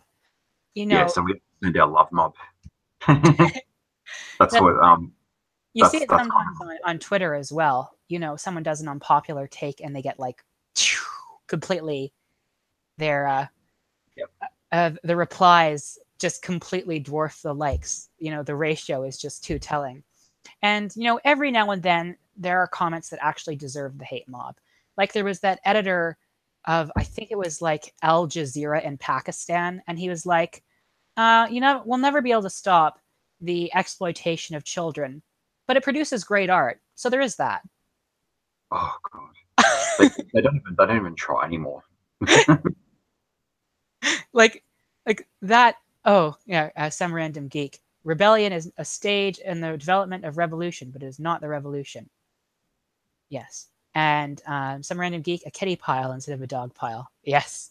We're very pro cat on my YouTube channel. I love cats. Beautiful, furry. You obviously know what I like. The proof is literally on your head. I know. I mean, I've had dogs before, but this I just decided to go for the trained bird because it's something that you can sort of take them away if you have to move or something like that. But Mm, dogs are I just don't yeah. really have the capacity to kind of look after a dog at the moment. So yeah, Yeah. this was this was a good alternative. No, definitely. I I I think yeah, I think he's really cute. Nips at your hat. I mean, they're good companion birds to have as Hmm. because this one's the male one, and they're the ones who are the vocal ones. Like they talk and they can sing and whistle and all that. Mm. And they show off for everyone else. But then the females might be a little bit quieter, but they're a bit more timid though. So Hmm. you have to have a trade off. Yeah. I love how he just walks all over you. That is so Yeah, adorable. yeah, that's part Um, of it. but anyway, I thought we could kind of close off the stream by going over some problems that you think men have in society, and like maybe we can like kind of approach it from our two different lenses and kind of brainstorm. Yeah, so the lenses. I think the obviously the first thing is, and it intersects with everything else like that feminists do anyway. But Hmm. obviously, there seems to be a disproportionate representation of trans men. Because there's, I think probably one of the really good YouTubers is B, who's a feminist, but he's also a trans man, and this is something that he's written about extensively. It's the we're always talking about, we need to be allies to our trans sisters, Yeah. and those issues are very very important. But there seems to be sort of perhaps an underrepresentation in terms of it's not something we hear about quite as much. And there's not really a metric to say that it's accurate. I just have to take the word for it, just on comments that I'm reading, just how people might feel about the being in the movements. Mm. And so when it comes to men's health, that's important to Yeah. it's advocacy. So I'm not necessarily a rights activist. So Okay. when it comes to liberation, it's more of welfare. So I'm encouraging welfare and both emotional and physical Mm. So health. kind of more of like a social regeneration rather than like specific legalistic changes. Yeah, I'm not really looking at the systemic options when I'm talking about oppression. It's more to do with because there are movements that look at that, but I'm more interested in the kind of the welfare aspects of it. Hmm. And now you've said oppression too. So like, I'm used to that, aren't I? it's It's the okay. the, It's the, the it's blue fine. pill. It's fine. I don't know. I guess I'm so used to talking to like skeptic centrists that like even someone slightly closer to my political beliefs, I'm just like, oh, it's like you've thrown me a lifeline.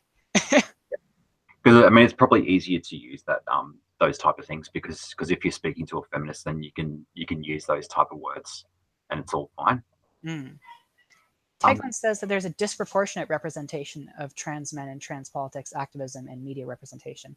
I'd be interested to look at the statistics behind it either way.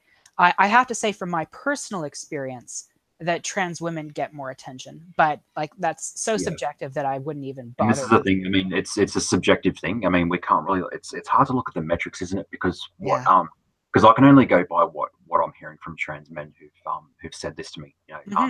And these are their stories, and these are their the lived experience. What am I? What's wrong with me? Lived experiences. And so,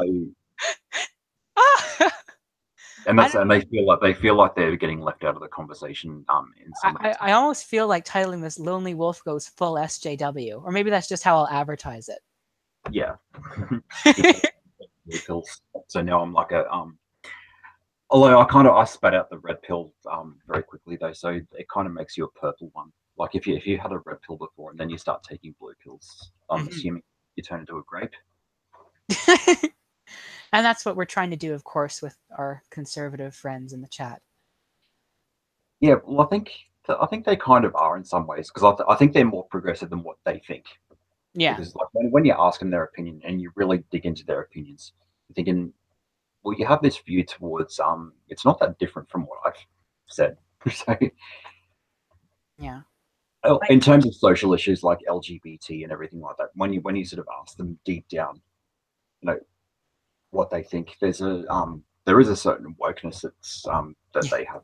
I think they just don't want to admit it. Yeah. Well, because unfortunately the circle they're traveling in, like caring about those sorts of issues and like actually owning up to social liberalism and leftism is kind of uncool, which is just silly. Like you're libertarians, just own it. Yeah, because you can criticize capital. You can say capitalism really sucks at the moment, and it's not gonna hurt any. Like the world isn't gonna come crashing down just because you say something mean about capitalism. Yeah. Like, and I think we've started to move like them in a direction more of like it has problems, but they're not fully there on maybe the solutions that we would advocate and the shifts that we would advocate. So the disproportionate representation of trans men is an issue that you have. You also take issue with the lack of mental health resources for men, or just the I think the general I think the general climate it's kind of like needs to be a bit more self-care. So obviously it's more of an awareness thing. So when we think of November, Men's Day, that's an important time to just remind people this is the age at which you need to have this test on. So you've obviously got to encourage men to actually know their bodies because women tend to know their bodies very well. Well, there is kind of a movement to like love the vagina, which like a woman like me, that's like that's not necessarily a kind of feminism that I can relate to as much, but no, that's that's a little some of that is a little bit bizarre. I mean, I wouldn't necessarily want to watch a video like that about like when they paint with their the little lady bits or whatever or knitting out. I mean, that's a little bizarre. Like I understand where it's coming from. It's an attempt to like claim countercultural status by being, look, oh no, this is a body part that is shamed by society. Like, watch me celebrate it. Watch me show its artistic relevance. Yeah, I understand. I think feminists kind of like have overdone it a bit. Like they just kind of like hit that beat on the drum like 1, 10, 50 too many times, and it's just become a bit of a tired note in art and in culture, just in general.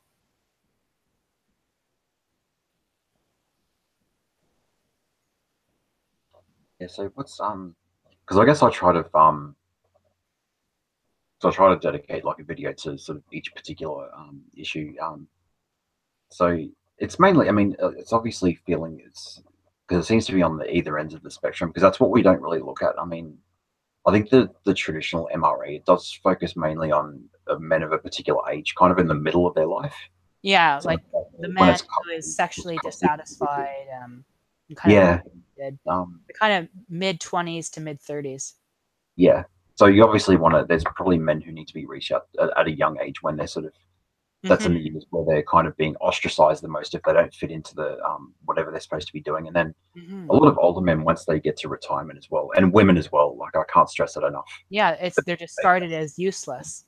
Uh, yeah, I hate that. I hate so much the way society has grown to treat the elderly. I just yeah, it bothers me so much just seeing people like left in these nursing homes where no one cares about them and they're just treated as a burden by the staff, and it's just I don't know, like it really bothers me because you look at even like 2 generations ago, and you would be the grandmother and the grandparent would be so involved with the home, but now they're just treated as a like a financial burden and like just kind of something to drive away. I don't know, it bothers me so much. yeah. And it's sort of the that's why I mean there's programs like the Men's Shed program, which is really it's a really good sort of program because part of it is it's assisting men from transitioning into retirement because they're used to being very active and women as well are probably are used to being very active as well. And Yeah. so there's a lot of ways. I mean, it's just exploring the options and suggesting what people or what we can do to try to facilitate that as their, as sons and daughters, etc. But some of the things that they have, like the internet, opens up a whole new world for a lot of people, a lot of Hmm. elderly people, as well as when there's men, there's like the Men's Shed program is a very good sort of program, and it's just making sure that people don't they can sort of make that transition quite easily because they work their whole life. So often they don't enjoy it because they become so jarred by that transition from, I'm working and now I'm not. And they're thinking, okay, where do I fit in now? Yeah, because they're encouraged to think of they're only worth what they make and they're only Yeah. worth what they do rather than having any sort of inherent worth. And Yeah. So it's the masculinity type of, because the redefining of masculinity happens at different epochs of our, different parts of our life. And yeah. people have to, I guess it's having a conversation about how you adjust to that. And that's really what people want is just sort of for men to interact and just share their experience thinking this is what we these are the sort of concerns we have and what can we sometimes it might not be even be an action, it might be just conversation. Hmm. Yeah, definitely. I think conversation is often a undervalued tool. So occasionally, very occasionally, it's an overvalued tool when it comes to like Nazis. I think people put way too much faith in, oh, if I just give them a reasonable argument, they'll change their mind. Yeah, not so much. Yeah, not really with the if it's the far like the alt right. I don't think there's anything reasonable to say. Yeah, But obviously, if you're engaging with other people, it could be this middle of the road conservatives or yeah. I do my best to engage with those types and like even like more like fundamentalists kind of people and more like ANCAPs, but I draw the line there. Once we get into like fascism, I'm like, okay, it's too arrogant of me to be debating with someone who believes that millions of people should be killed just because it makes them uncomfortable. Like that, it's such an arrogant thing to do, to like think that you have the right to go around, you know, basically considering it as an option whether genocide should be committed. yeah, that's the I mean, and that's where I think that I mean, what argument could there be for that? That's not completely abhorrent. Well, their argument would be like, you're only thinking of it as abhorrent because of the cultural Marxist matriarchy. You need to like red pill yourself and like, um, you know, not be a cuck and, embrace race realism, which is just a fancy word for racism. Like, it's literally the definition of racism, but it's given like this new glossy title. And so it sounds like, ooh, this is edgy and politically incorrect instead of just dumb, which is what it really Um, So tagline, I was looking at that. Oh, thank you for the. Is it a picture of a bird? I hope that's dedicated towards me. It is. Yay. You get the bird, but does the early bird catch the worm? Mm-hmm. Go birdie. What's the bird's name again? So he's got two names. So his name's I named him Dallas. Dallas. Oh yeah, that's what uh the geeks said at the start of the stream. I'm like, Dallas? Who's Dallas? I'm like, is Lonely Wolf called Dallas? Is that your real name? Like, I don't know. Because my real name's Troy, but the Oh Dallas my is like. goodness. When I But then, think of a Troy, I think of like a Chad. yeah, that's Oh God, don't get me started on that. That's a rabbit hole. And I mean, there's something fundamentally wrong when they've got. I mean, I don't really care what they do. It's their bodies, their choice. But like I never thought we'd see the day where people would be having sex with like robot type things. Well, it just kind of shows how like badly broken down and how unable to relate to each other we've become. And like yeah, like obviously I believe in bodily autonomy, so it'd be a hypocrite for me as a feminist to be like, no, you can't do this. I'm going to ban it. It's degenerate or whatever. Um, but it does, like, to me, it seems like I wouldn't do it. It's like a similar way that I don't understand like people who have a public sex fascination. I don't get it. What are you Yeah, doing? yeah, I find that sort of because I thought that like I'd be immune, like as an asexual, like I thought I'd be immune from criticism from the right or the Christian fundamentalists because I'm thinking, well, we're not doing it. Like I live like a monk. Okay, how could it? But they say no because you're not doing your duty to, reproduce. And like a woman's, if she's asexual, she's not doing her duty as a mother to, you Yeah. know, whatever. And I think that's absolutely that's madness. Mm-hmm.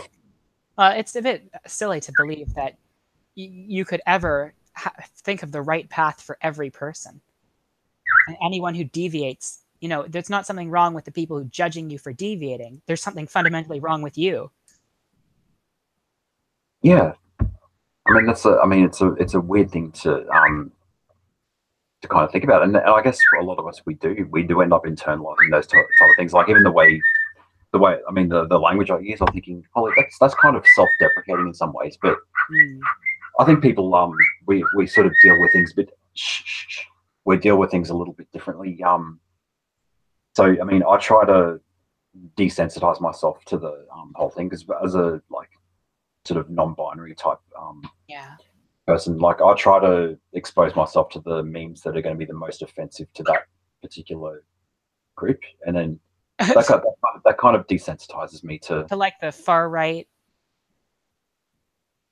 yeah, like the ones like there's ones that like for example there's one and the ones that are most offensive to non-binaries, I would absolutely I try to expose myself to that as much as I can, just so that I Mm. can so Kind of that I like they have nothing on you.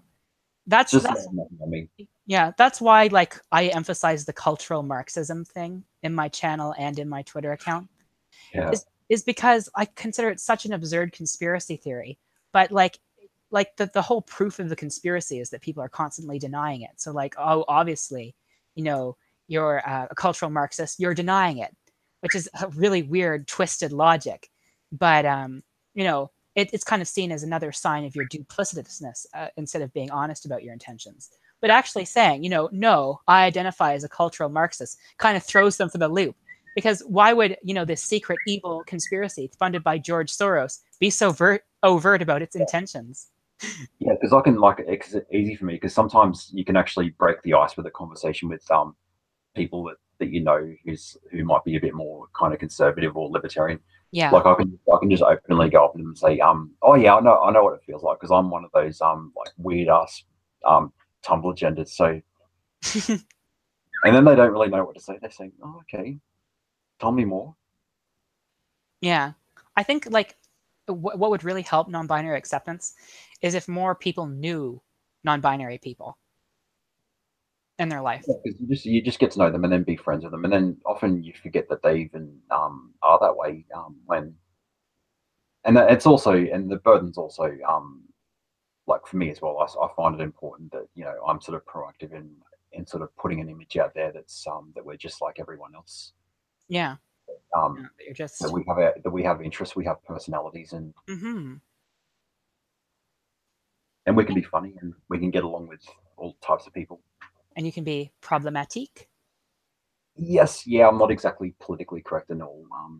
Like especially against myself, I'm like, but Well, I think the best kind of offensive humor is when you're trashing yourself. Because yeah, yeah. then it gets so ridiculous. Because are you really going to be offended on my behalf when I'm the one making the joke? That's what I find as well. It's Hmm. and I'm not quite as and when it comes to activism for that kind of issue, I'm not as I don't know why, because I think that because Irate. my first concern is for the I guess the trans men and women who sort of Mm, there's just the challenges they've had to go through, like the going through a surgery and like yeah. the and you know sort of visibly like sort of deviating from the norm, whereas someone like me is sort of it's mostly happening in my head, so I tend to step aside a little bit in the conversation and not sort of try to be involved in the trans community too much. Like you'd obviously be in some capacity, be friendly with the and be supportive of trans Yeah. people, but I don't necessarily want to be considered as one of the people in that umbrella because it's the experience is way too different from someone who's Mm. gone through a much more severe dysphoria than what I have. Yeah, well, it's an interesting thing. Obviously you get to make complete choices about it. I will say that there is kind of a toxic culture among some trans people where it's like the more dysphoria you have, the more valid you are. Like the more Mm. miserable your experience, the more really trans you are. I don't know. I consider that to be just such a nonsense game, and it's weird because the people who normally play it are from like the political center and right, but they're the ones like deriding oppression Olympics, and yet that's essentially what they're doing. They're like, I have had more pain than you, that makes me like more real. Yeah, yeah. Like the sort of Blair White types. But anyway, Taglin asks an interesting question. Lonely Wolf, when did you first self-identify as being non-binary? Like how many years ago? I think because probably because I'm an old bastard. No, I'm only 38. Like so I grew up in the X and Y. So we didn't actually have those things about language. We Yeah. didn't really have that language as much. So even asexuality wasn't really spoken of. So I described myself as being non-sexual, and then later on in my 20s, I realized, oh, asexuality, that's a thing. Like there are other people as well. And then I Yeah. just like I sort of perceived myself as just being this non-gender. I called myself a neutral thing. So I saw the world as being, there were men here, women there, but I was thinking I'm kind of a neutral. And that was and then later on when I heard these words, it was like, oh, okay, that's what they mean. Yeah. Like neutrois, I guess, is Yeah. a term that has kind of been coined. Like, I don't know, sometimes I think these gender labels kind of overlap to an extent where it could just be like replaced by one or the other, but that's a topic for a different time. Um, yeah.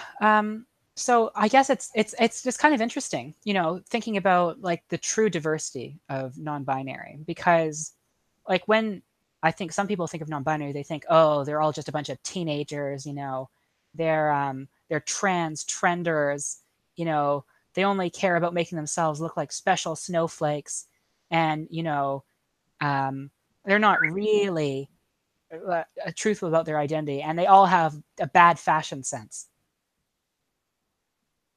I've seen some that there's so many androgynous people there. I envy their sense of style in some ways. Yeah, it's kind of this. I don't know, like it's just there's so much more diversity when you actually look at the world through experience and through conversation rather than like convenient judgments. Yeah, that's sort of true. I mean, that goes with any group that Oh yeah. we I mean, 'cause there's no substitute for being because people say, oh yeah, that's not an excuse saying, oh, I have a black friend, I have a trans friend or whatever, but that's kind of it's so underrated because sometimes when you do have friends who are like that because Hmm. I do value the friendships that are there. Like they might not think that this is a thing or whatever, and they'll disagree with me. But like if they're friends with me, they're friends with me despite that.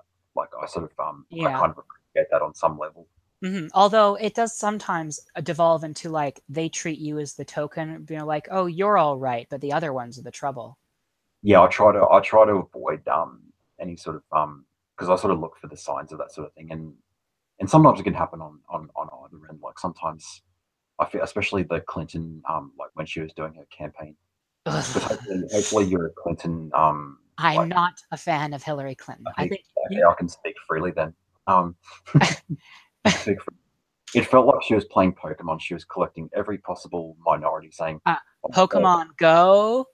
yeah." So, oh, I've got a black person in my collection to show how woke I am. Now I've got a wheelchair bound person, so that's like Mm. to show how woke I am. And then But oh, it's would she actually bring fundamental changes to the issues that affects these groups? No, we all know this. She's just being like, well, these people can help get me votes because these groups tend to be a bit more left than the general population in America, and I'm like quite right wing, so I need to look left wing a bit. So what I'll do is do a bunch of photo ops with black women and wheelchair women and Muslim women and get all the diversity points with actually having to offer a platform of racial justice. I know Or it's like it's just the case of black votes matter rather than Black Lives Matter. oh, I think yeah, that's a perfect way to sum it up. I Hillary Clinton just mm, I hated it when I got called a sexist and an anti-Semite on that chat. It just annoyed me so much. It's a very bizarre thing that because I remember seeing one of those Jezebel articles or Salon or something like that. So these Oh, are the type of men to avoid, or the types of or the type of male allies to stay away from. When they say like when she saying he doesn't like he's a Bernie fan but he doesn't trust Hillary, and it's like how can that be a bad thing to not trust Clinton? It's not necessarily about misogyny. It's like I'm sorry, but the Clintons have kind of represented a certain establishment. yeah, I'm not a fan of the Clintons.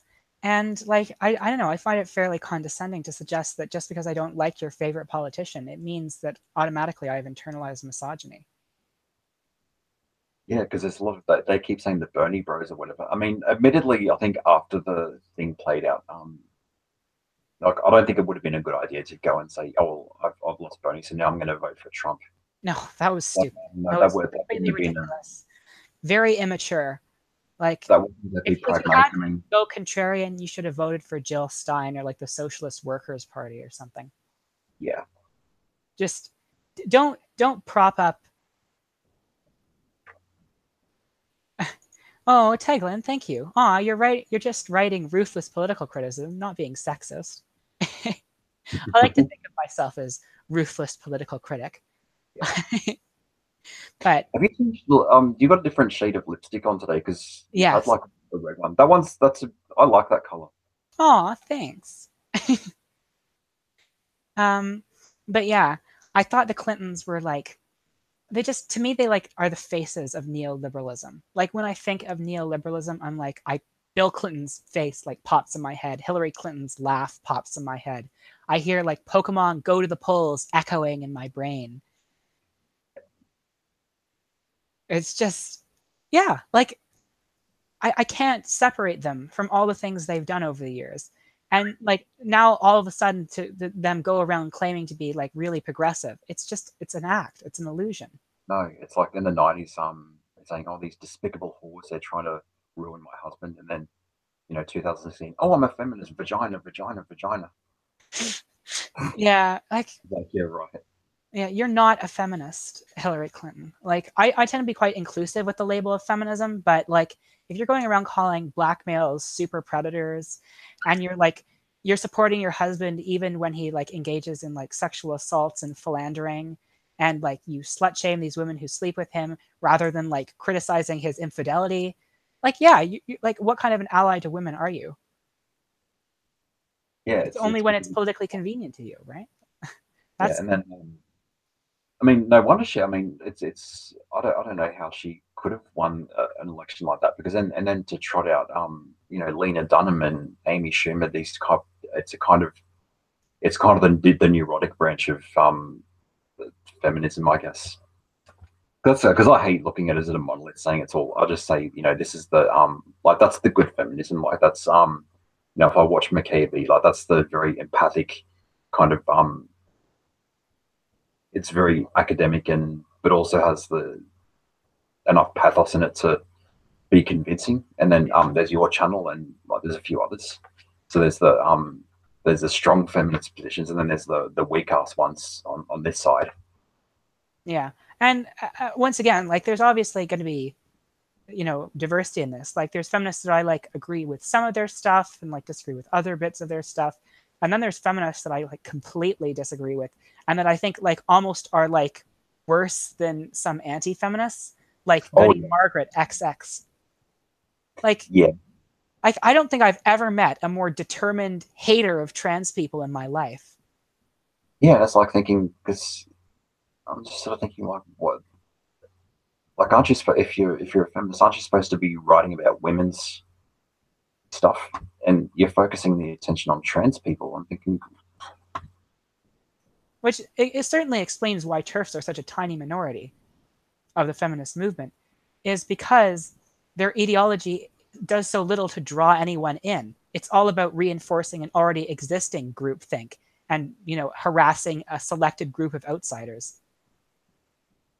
yeah, it seems like one of those fringe kind of groups, and it's sort of on a gradient. Like I've seen some channels that are sort of they have they're a bit more kind of I guess a little bit more compassion, even though they've got certain beliefs. It's like they're sort of more compassionate. They kind of live and let live.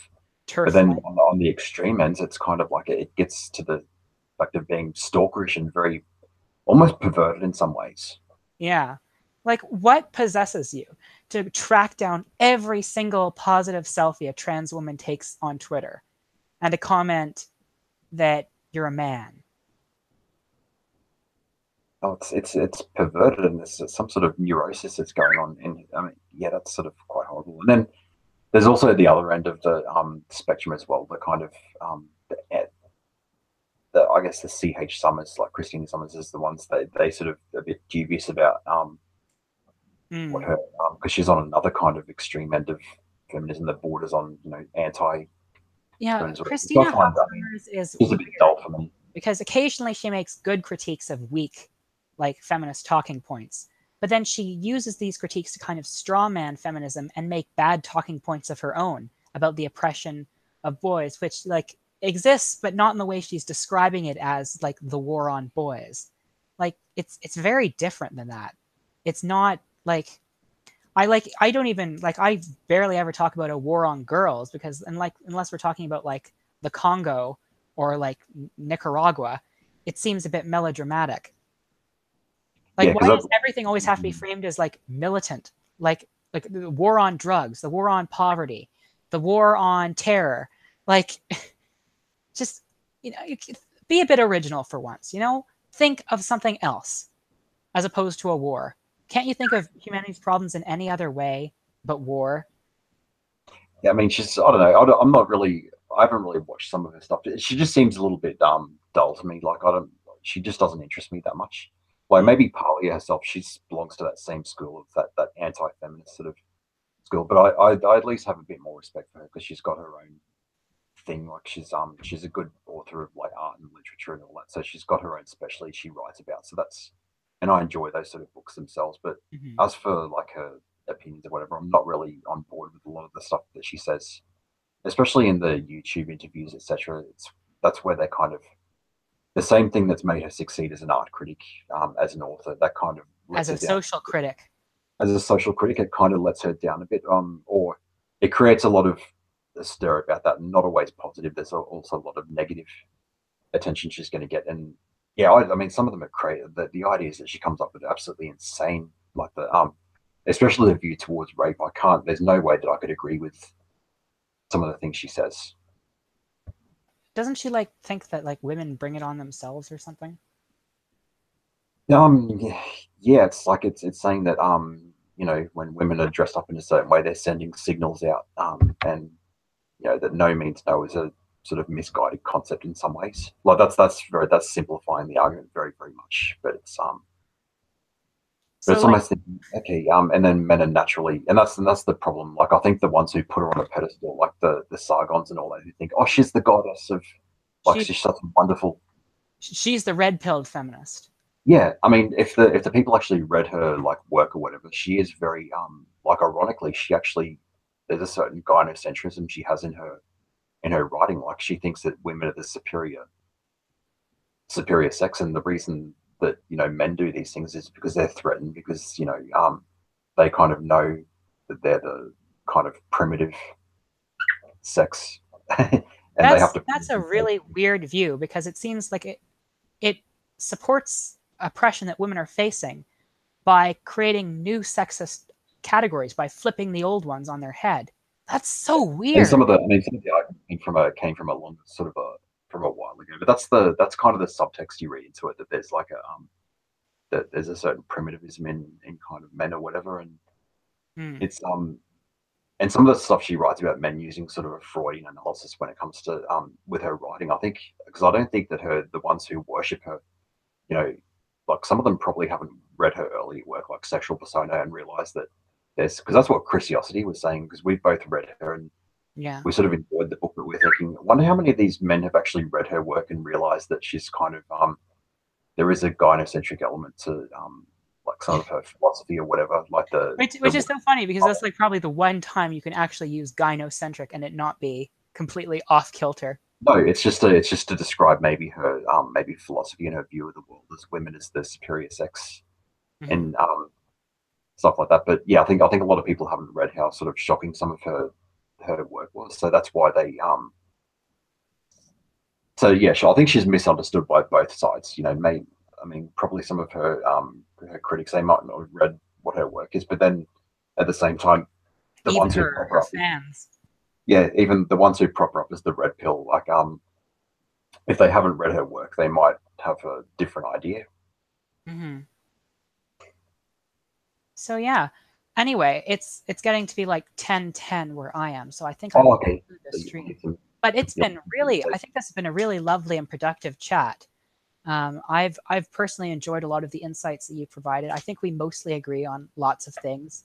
Um, I hope that maybe sometime soon you could do like a big lefty hangout with like Owen and I and some other leftist YouTubers. I think that would be fun. yeah, even though I'm kind of a bit more to the center than everyone else, Oh, but I it's hate, okay. We'll I take what dislike, we can get. You know, uh, I dislike capitalism, so that's like enough. yes, yes, that's woke enough. You know, we'll eventually get you to the point where your third eye opens, and so you can be completely woke all the time. But Yeah. for now, two eyes open is enough. Thank you so much for coming on, and thank you everyone who joined us this evening. Ta-ta for Thank now. you.